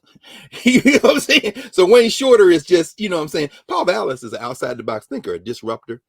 And some people who were born in the box, who think they're thinking outside the box, sometimes it's that Urkel thing. Did I do that? Yeah, you did that. Came to Philadelphia and pushed along with this board at the time to sell the public school building in downtown Philadelphia and rent the former Philadelphia Inquirer paper printing plant, which is a genius move, because what that does is, what does it do? Oh, it gives the developers the building that was built for public education during the Works Progress Administration. And now you go in the Parkway, you got the Rodin up there, you got the museum, the big museum after they broke the will of Alfred Barnes and brought it from the suburbs down, Alfred Barnes spinning his grave. So you got all this multi-billion dollars of art collection across the Parkway. You have the building that was built for public education, which now condominiums. Paul Vallis, privatize it, because it's good. Yeah, business and media, blah, blah, blah. Yeah, okay. Okay, Paul, I saw Paul Vallis up close many years from Freedom Schools, because they ran the previous superintendent, another white man in the Charles Sumner vein, I would say, David Hornbeck, who is still around. They got him out of there. Why? Because, well, anyway, that's a story for another day. We have to talk about that another day. But the bottom line is Vallis was the man for the time. Privatization is the way we go. I have no doubt Paul Vallis think he's doing the best thing, but he also knows you can't get elected in Chicago unless you run up the white nationalist flag if you white. And he's a pragmatist. I want to get elected. So now the police union has endorsed him, even as Johnson is saying you don't fight crime by hiring more police. Plus, first of all, because he was on the what they call it, Cook County Commission, Johnson was. He says it takes almost 2 years, a year and a half, to hire, train police. He said, even Paul Vallis going to tell him, I'm going to hire 1,000 more police. No, you're not. You're not hiring police. You're hiring cadets. What the hell is he talking about? He said, this is how you address it. You address it by fixing the other problems. That's why I base my thing on the freedom budget. And when it comes to police, very directly, we're going to hire more young people from the community. We're going to go through different types of training, different type of selection process. There's a way to dismantle this. It's not going to be overnight, but he's lying to y'all. But I understand why Paul Vallis would do that, because I saw him up close. Now, people have accused me of having adult ADHD, so I know kind of what it looks like up close. Anyway, Paul Vallis, you know what I'm saying? I mean, me and Paul Vallis we have a great conversation. Why? Because when you take off in the stratosphere, you looking like, man, I'm up in the stratosphere. What is that above me? So let's keep talking. We can go as fast or as slow as you want, because we can fast as fast as we want. Your flow is great. Or then again, in the words of Biggie, my slow flow remarkable. I can go slow. March 9th. Ain't that Biggie's birthday? Lord, we coming up on Christopher Wallace. But at any rate, as I was saying, the whole idea of political intervention in this country goes in cycles.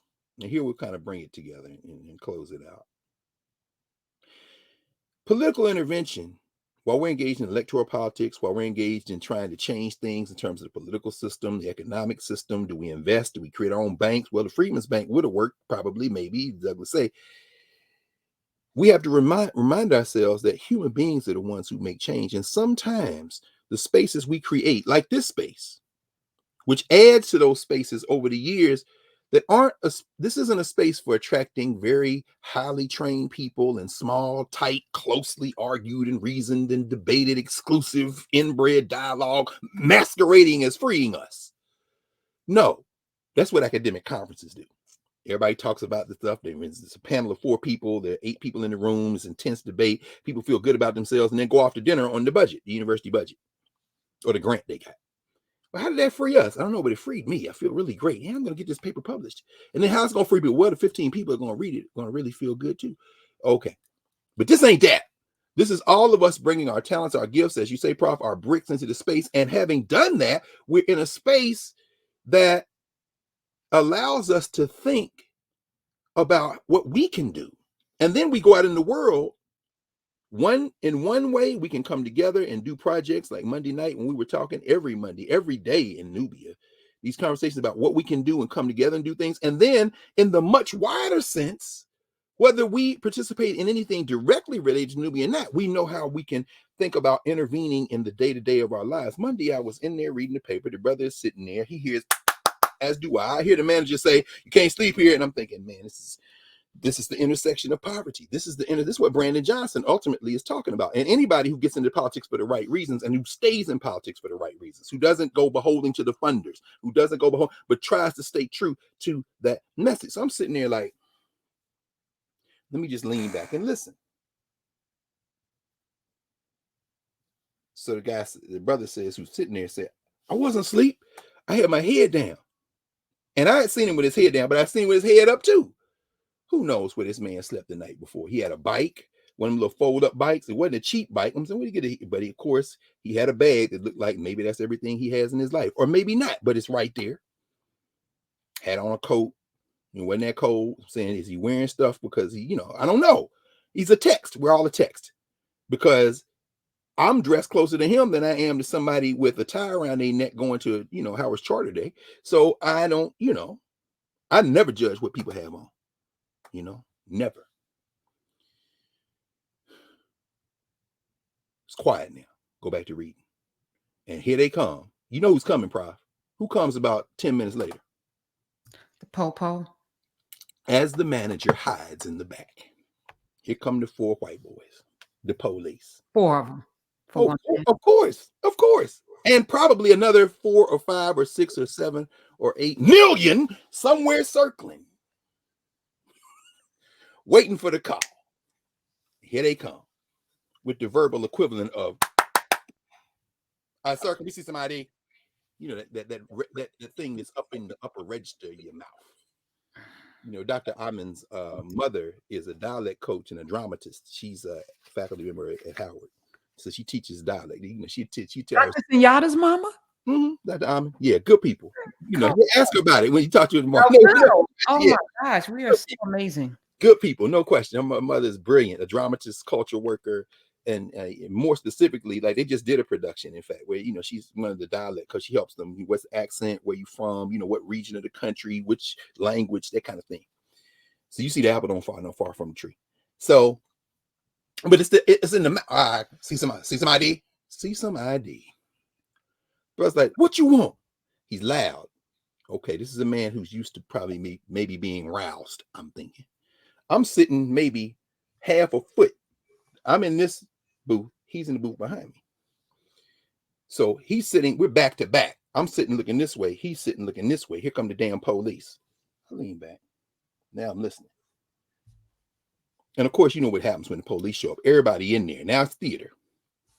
And now you got to be real careful.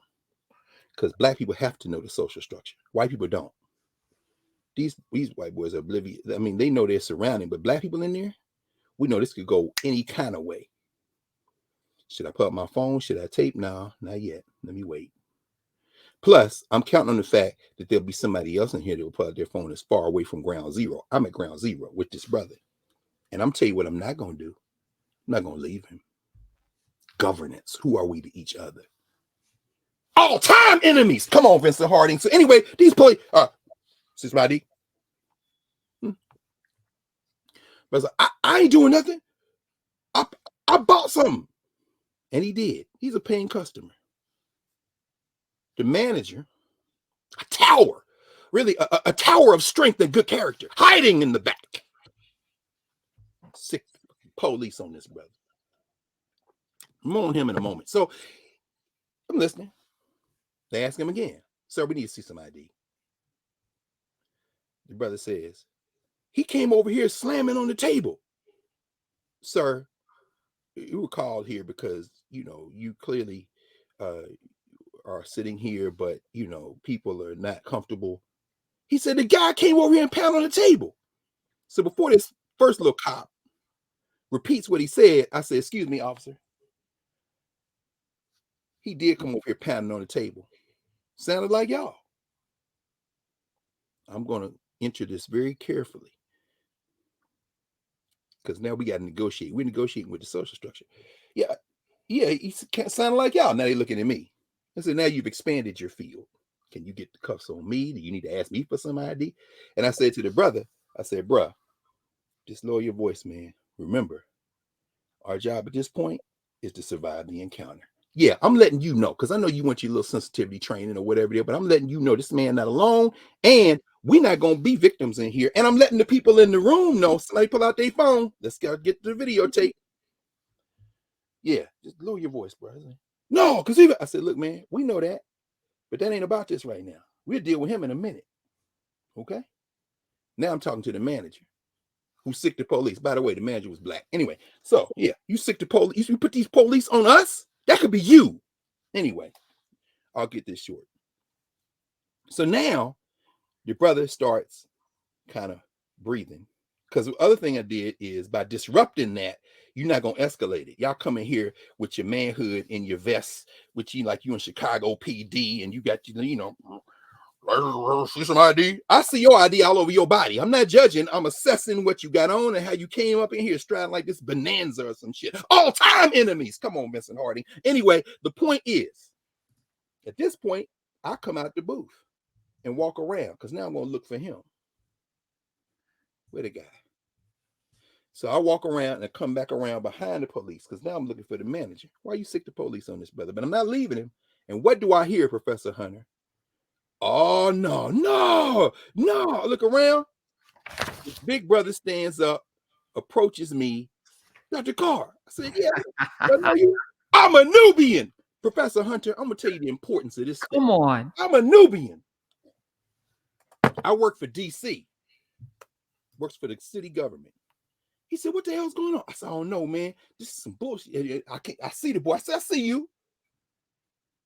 I said, why don't you come over here? Now another cop ear hustling with us says, oh, don't call him over here. He ain't got nothing to do with it. So me and this brother come back around to the police and I say to the police, I said, sir, you just trying to do your job. He said, we need some ID from me. I said, yeah, you just trying to do your job. I said, but let me just explain to you very quickly what's going on here. That man sick y'all on him. And you know what that means? That means that you just doing your job, you got to ask yourself a question at this moment. You going to put this man in cuffs and become famous? Because I guarantee you right now, somebody taping. And think about all the occasions when the thing goes left. Is it really worth your morning to become famous? The biggest of the cops ain't said nothing. He looks at me. Yeah. Because see now, Michael McDonald say, you don't know me, but I'm your brother. Not the cop, the black man. I was raised here in this living hell. Yeah. Now, the line for the cop. You don't know my kind in your world. Very soon the time will tell.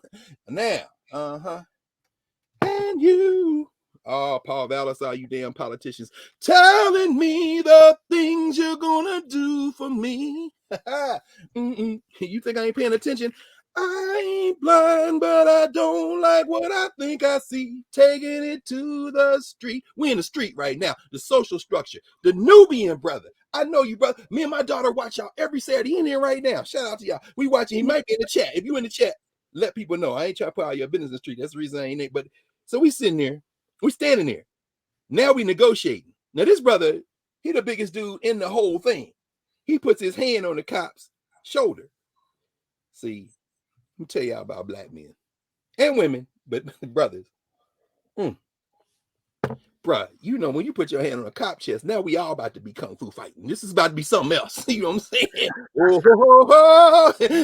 And they got guns, but the cop doesn't wince them because we didn't talk to him in a way as a point of entry. Let him know you need to de-escalate. Step away from the whiteness. Because see that man right there who you thought you was just you and all four of y'all with your beer muscles and all your buddies surrounding this like this is the gunfight at the OK Corral. It's a morning, y'all get y'all jollies in a little bit. The man that called who's sitting back there scared to come out because he didn't use you as a weapon. Well, guess what? This man not alone. And there's several conversations going on right now. There's a governance conversation, who we are to each other. It includes the manager, this brother right here who's a Nubian, this brother sitting right here, and everybody else in here who is black, and a few allies if they're here.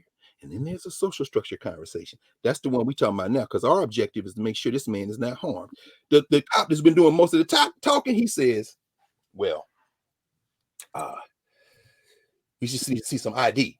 So the man comes out of he pulls a wallet out. He opens his wallet. He got a debit card or a credit card. I don't know which one. He has a state issued ID and some other things. He pulls ID and shows it. He looks, yeah. You can't tell nothing by looking at how this man is dressed.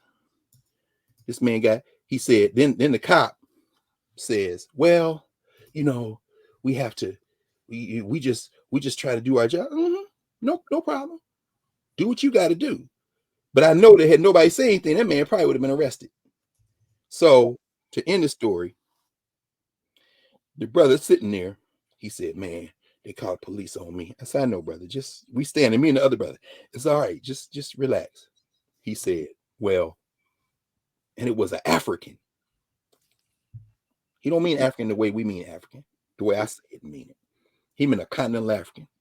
And I know the brother who's the manager was not, if he was born and raised in the United States, he might be first generation. I don't know whether he's from the Caribbean or where he's from the continent. I've never asked him, but from listening to him, he might be from the continent. I mean, from the continent or Korea, either way, it doesn't matter. My point is this. I said, yeah, brother.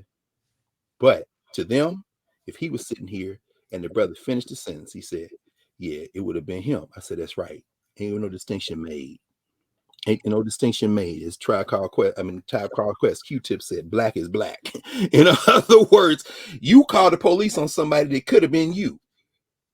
And so anyway, long story short, I finished this. The cop said, "Well, I have to write you a citation, and they want you banned permanently from the store."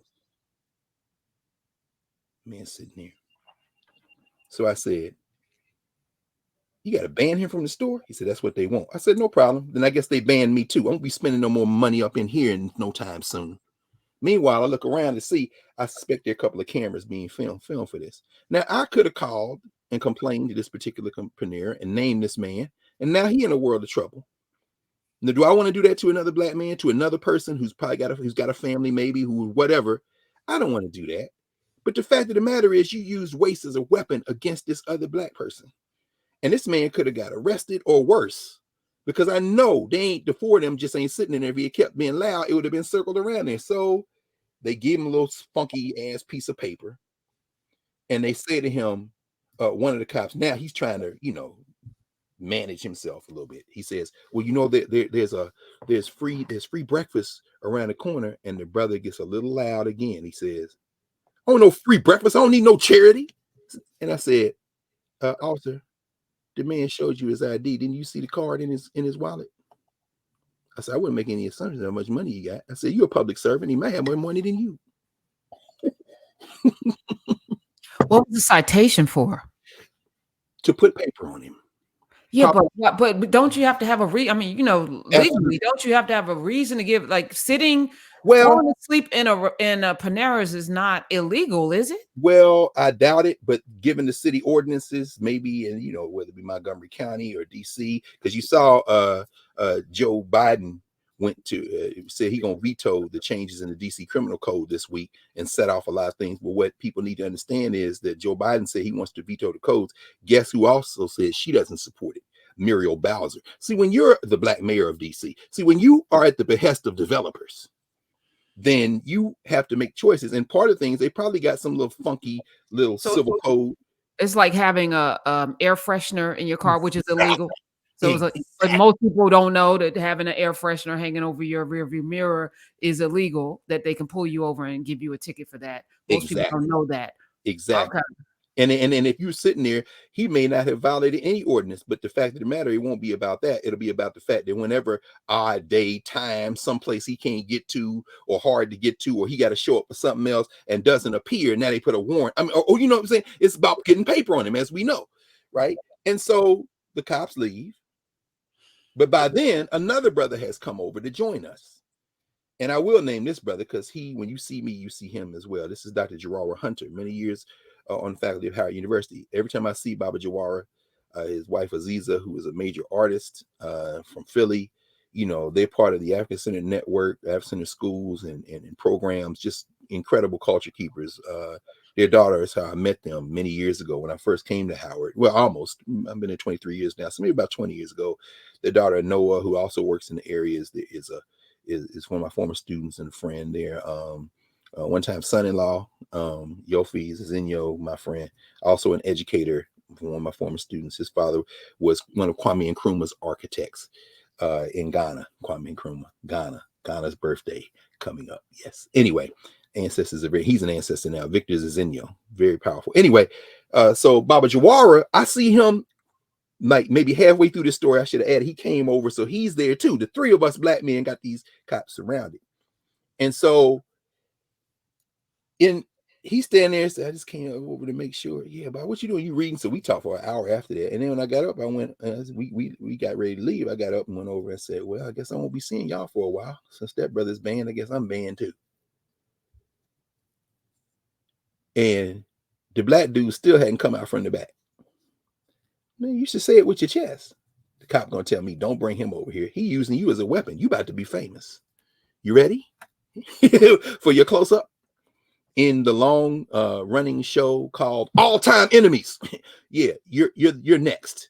So, but the whole point of that story, in addition to just the context of it, is the fact that we don't know what this space enables, engenders, emboldens, strengthens.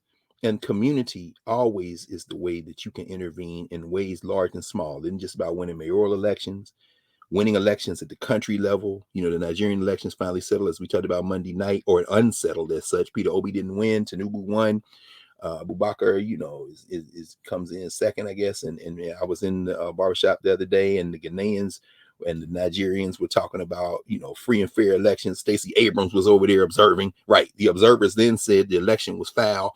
You got Republican senators in the United States telling the United States government, Blinken and them, don't allow them to certify this election because you're not standing with the Nigerians around democracy. Well, the Republicans are right on this one. Of course, right for the wrong reasons. They're just trying to figure out a way to embarrass Joe Biden. But the point is that wherever it is, at the country level, the state level, the local level, or sitting somewhere where you see somebody in trouble, you intervene, and you're not alone. And that was a case where Nubia helped intervene for a brother who maybe not registered for Nubia, but it don't matter if he's registered for Nubia or not. I want to just mention a couple of other things before we get out of here. A couple of days ago is the anniversary of Claudette Colvin getting thrown off the bus in Montgomery, Alabama. And I pulled the book that, you know, which is a great children's book, but we always talk about it, you know, many times we looked at this book.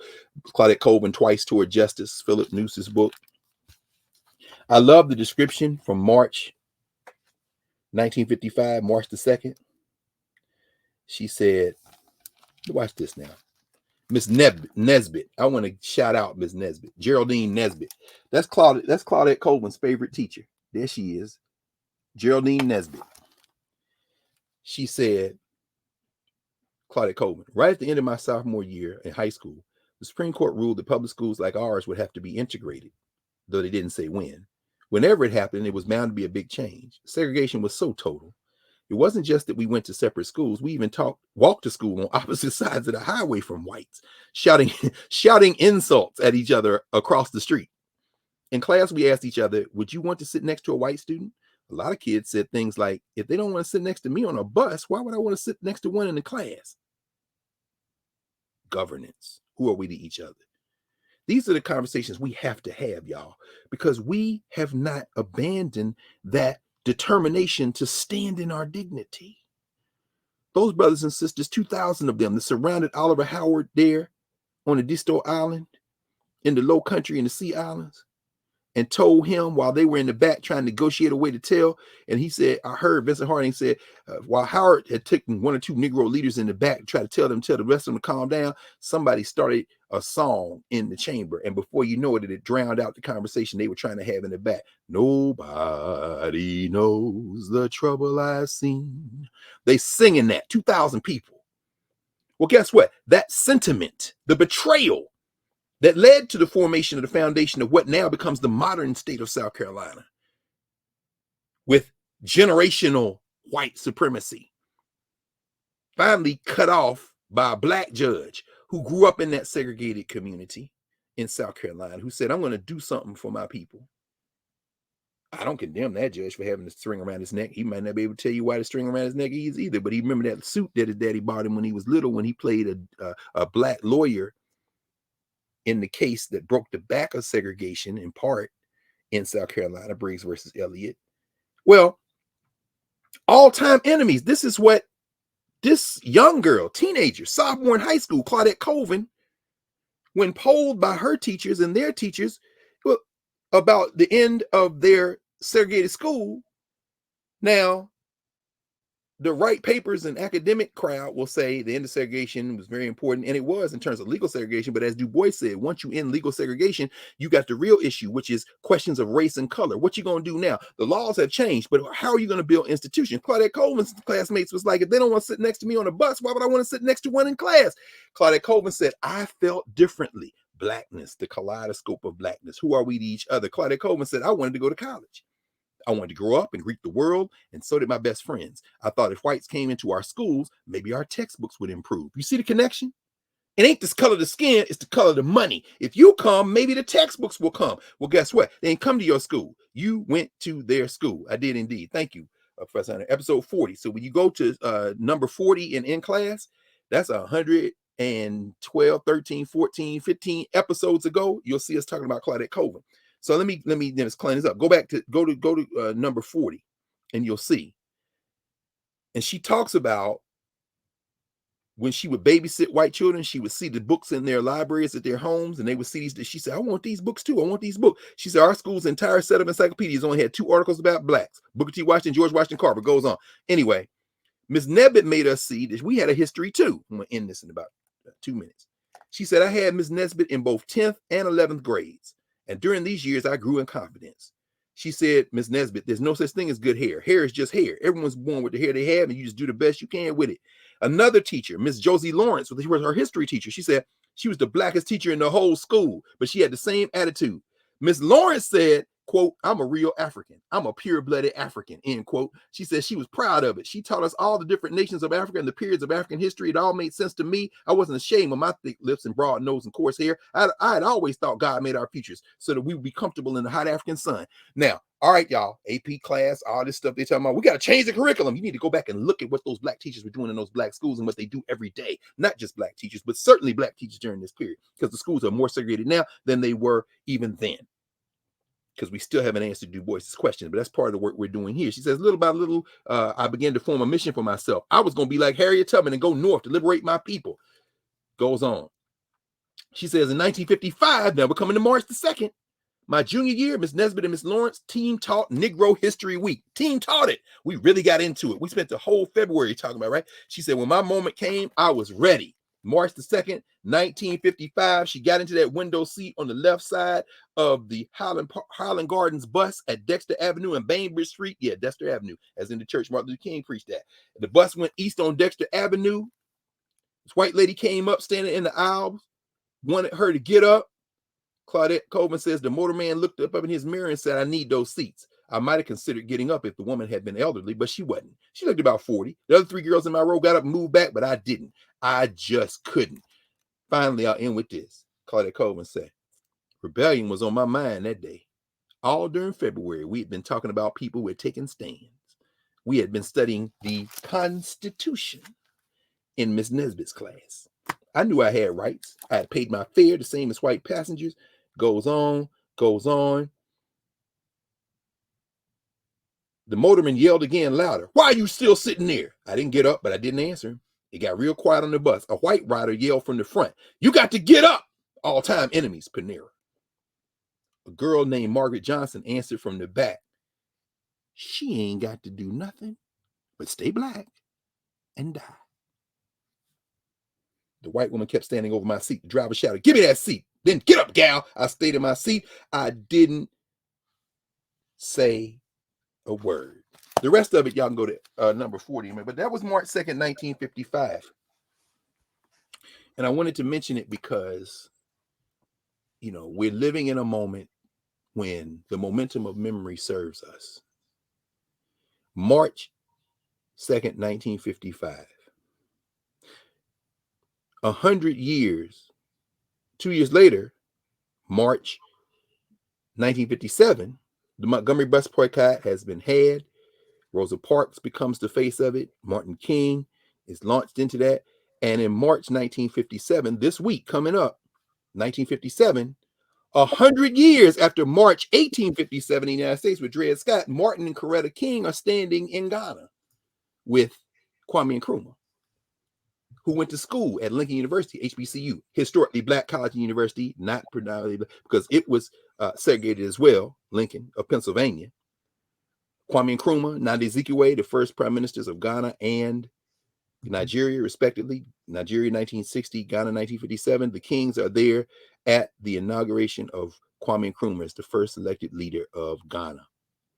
And shortly thereafter, another sister goes to Ghana. And in 1961, she tells the story of the birth of the new country of Ghana from colony to republic in the first volume of Law in Africa, Volume 1, Number 1, The Constitution and Government of Ghana. That would be Polly Murray. That's Polly Murray's book, Law in Africa. She teaches on faculty at the University of Ghana, and with Leslie Rubin, she writes The Constitution and Government of Ghana in 1961. And in this document, now I won't read from it today. I'll just say that the Constitution of Ghana had a rule in it and said Ghana has a sovereign country. It is independent. The only way it will give up any portion of its sovereignty would be to yield to the concept of a United States of Africa. That's very powerful. I did want to say a few words about that today because, Ghana right now is finding itself over a barrel. They owe billions of dollars in debt. They owe, like China, almost $2 billion. It's a third of their bilateral debt that they owe. And in talking to the brothers yesterday, we were talking about the Nigerian elections, but also what's going on in Ghana, whose elections are in a couple of years. And one of the brothers said, the Chinese want the airport and the seaport in exchange for debt forgiveness. I said, no, that can't be true. Yeah, that's what they want. So I said, now I got to go do some research. Turns out the Ghanaians owe about $29 billion in external debt. They're trying to get Germany to come in and bump for them. The Germans said, we will talk to the Chinese and see can they forgive some of the debt. But they're going to have to be some changes in your government. This is what they call structural adjustment. They've gotten some guarantees from the International Money Fund, all of that. So, IMF, Ghana was in decent shape, but then they got into debt. What are they saying? The Germans are saying that the biggest loss maker in Ghana is the energy sector. There's your clue. So you're going to come back in and try to invade, and you're going to talk to the Chinese to forget that debt, but in exchange for what? Because here come the IMF, and y'all going to have some austerity measures. You got some private investors coming in here. This is going to be a problem. We're having this conversation in a barbershop. Now, I'm not saying that African Americans are not having that conversation, but I am kind of saying that we're not having that conversation. I'm saying these cats are here just cutting hair. But it's not just continental Africans. It's African Caribbean in that barber. That's why I like going in there. It's Africans from the United States, other places. So we're talking about all kinds, but it's a political conversation. Then the brother come in, a Nigerian, they giving him hell over the Nigerian elections. And immediately he changed the conversation to football or soccer, which takes them off course for about 5 minutes, but they never leave the conversation, drawing the metaphor for soccer back to the politics. My point is that our conversations change the more we know about the world. And it's not that we shouldn't talk about sports. It's not that we shouldn't talk about Charlemagne arguing with Angela Yee and thereby putting his brain on display, because the brother doing the best he can. He's South Carolinian too, God bless him. But it's about putting all of that in a narrative conversation when we are kind of guided in how to have those points of entry that can ultimately allow us to think, because the world is too noisy now. And in all that noise, the forces that are organized with single-minded purpose, when you think they're all just talking about stuff, everybody ain't just talking about stuff. Some of these people got very clear plans, and we live according to those plans. When we develop very clear plans, we can live according to our plans, and guess what? They'll have to get up off the necks of not just us, but everybody else. So I'm thinking we're going to probably spend some time near the end of the month getting to the 15th Amendment, because the 15th Amendment ends in is adopted in the 30th of March, and I want to spend some more time talking about that a little bit. The big election in Milwaukee, we know the Supreme Court, the brother did not win. He didn't make the top, but whoever controls the Wisconsin Supreme Court might be in a position to have to decide the fate of the 2024 federal elections. There's a white woman who's running as Democrat. The Republican candidate is a Trumper, election denier.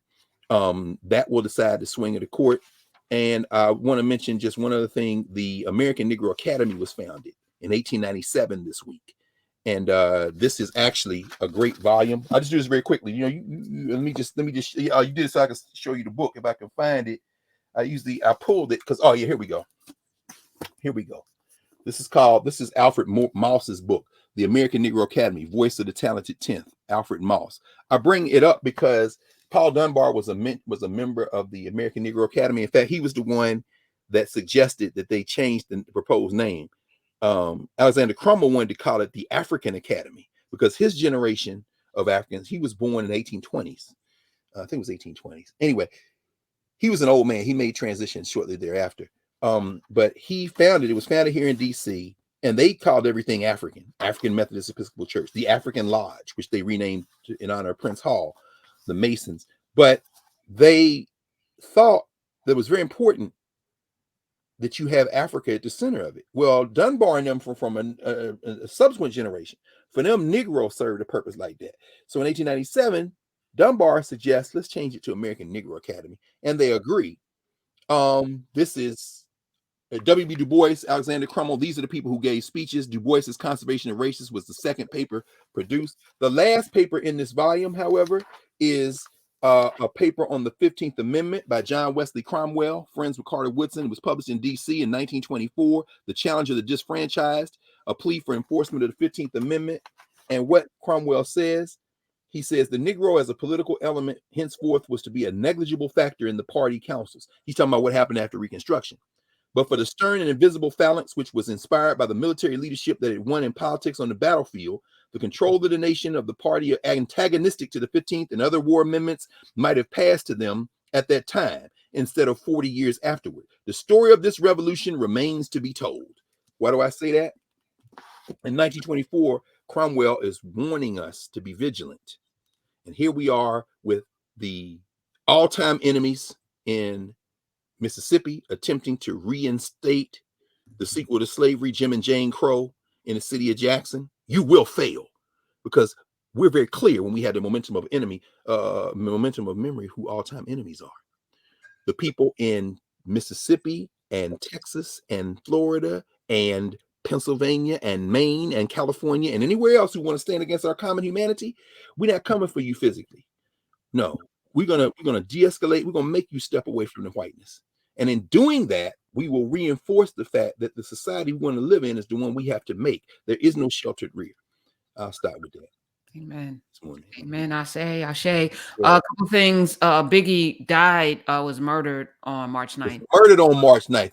Born May 21st. I only know that because he's so close to being a Taurus. Also, it was Angela Rye who schooled Leonard Charlemagne, the god. And she did it in a very gentle way, understanding the largeness of his platform, that she doesn't, and he's also put coin in her pocket, so she's not going to completely eviscerate him on his own platform. Right. Although she kind of did, Angela Rye, and letting him know how ignorant it was for him to even worry about what it looks like if it's the truth. Don't you want to tell the truth? Right. That's right. God, that's right. That's right. What is that? Okay. And so there's that. And then I want to end because the social structure will tell you today, March 4th, the inauguration of FDR, the inauguration of Lincoln, those are important. Oh, yeah.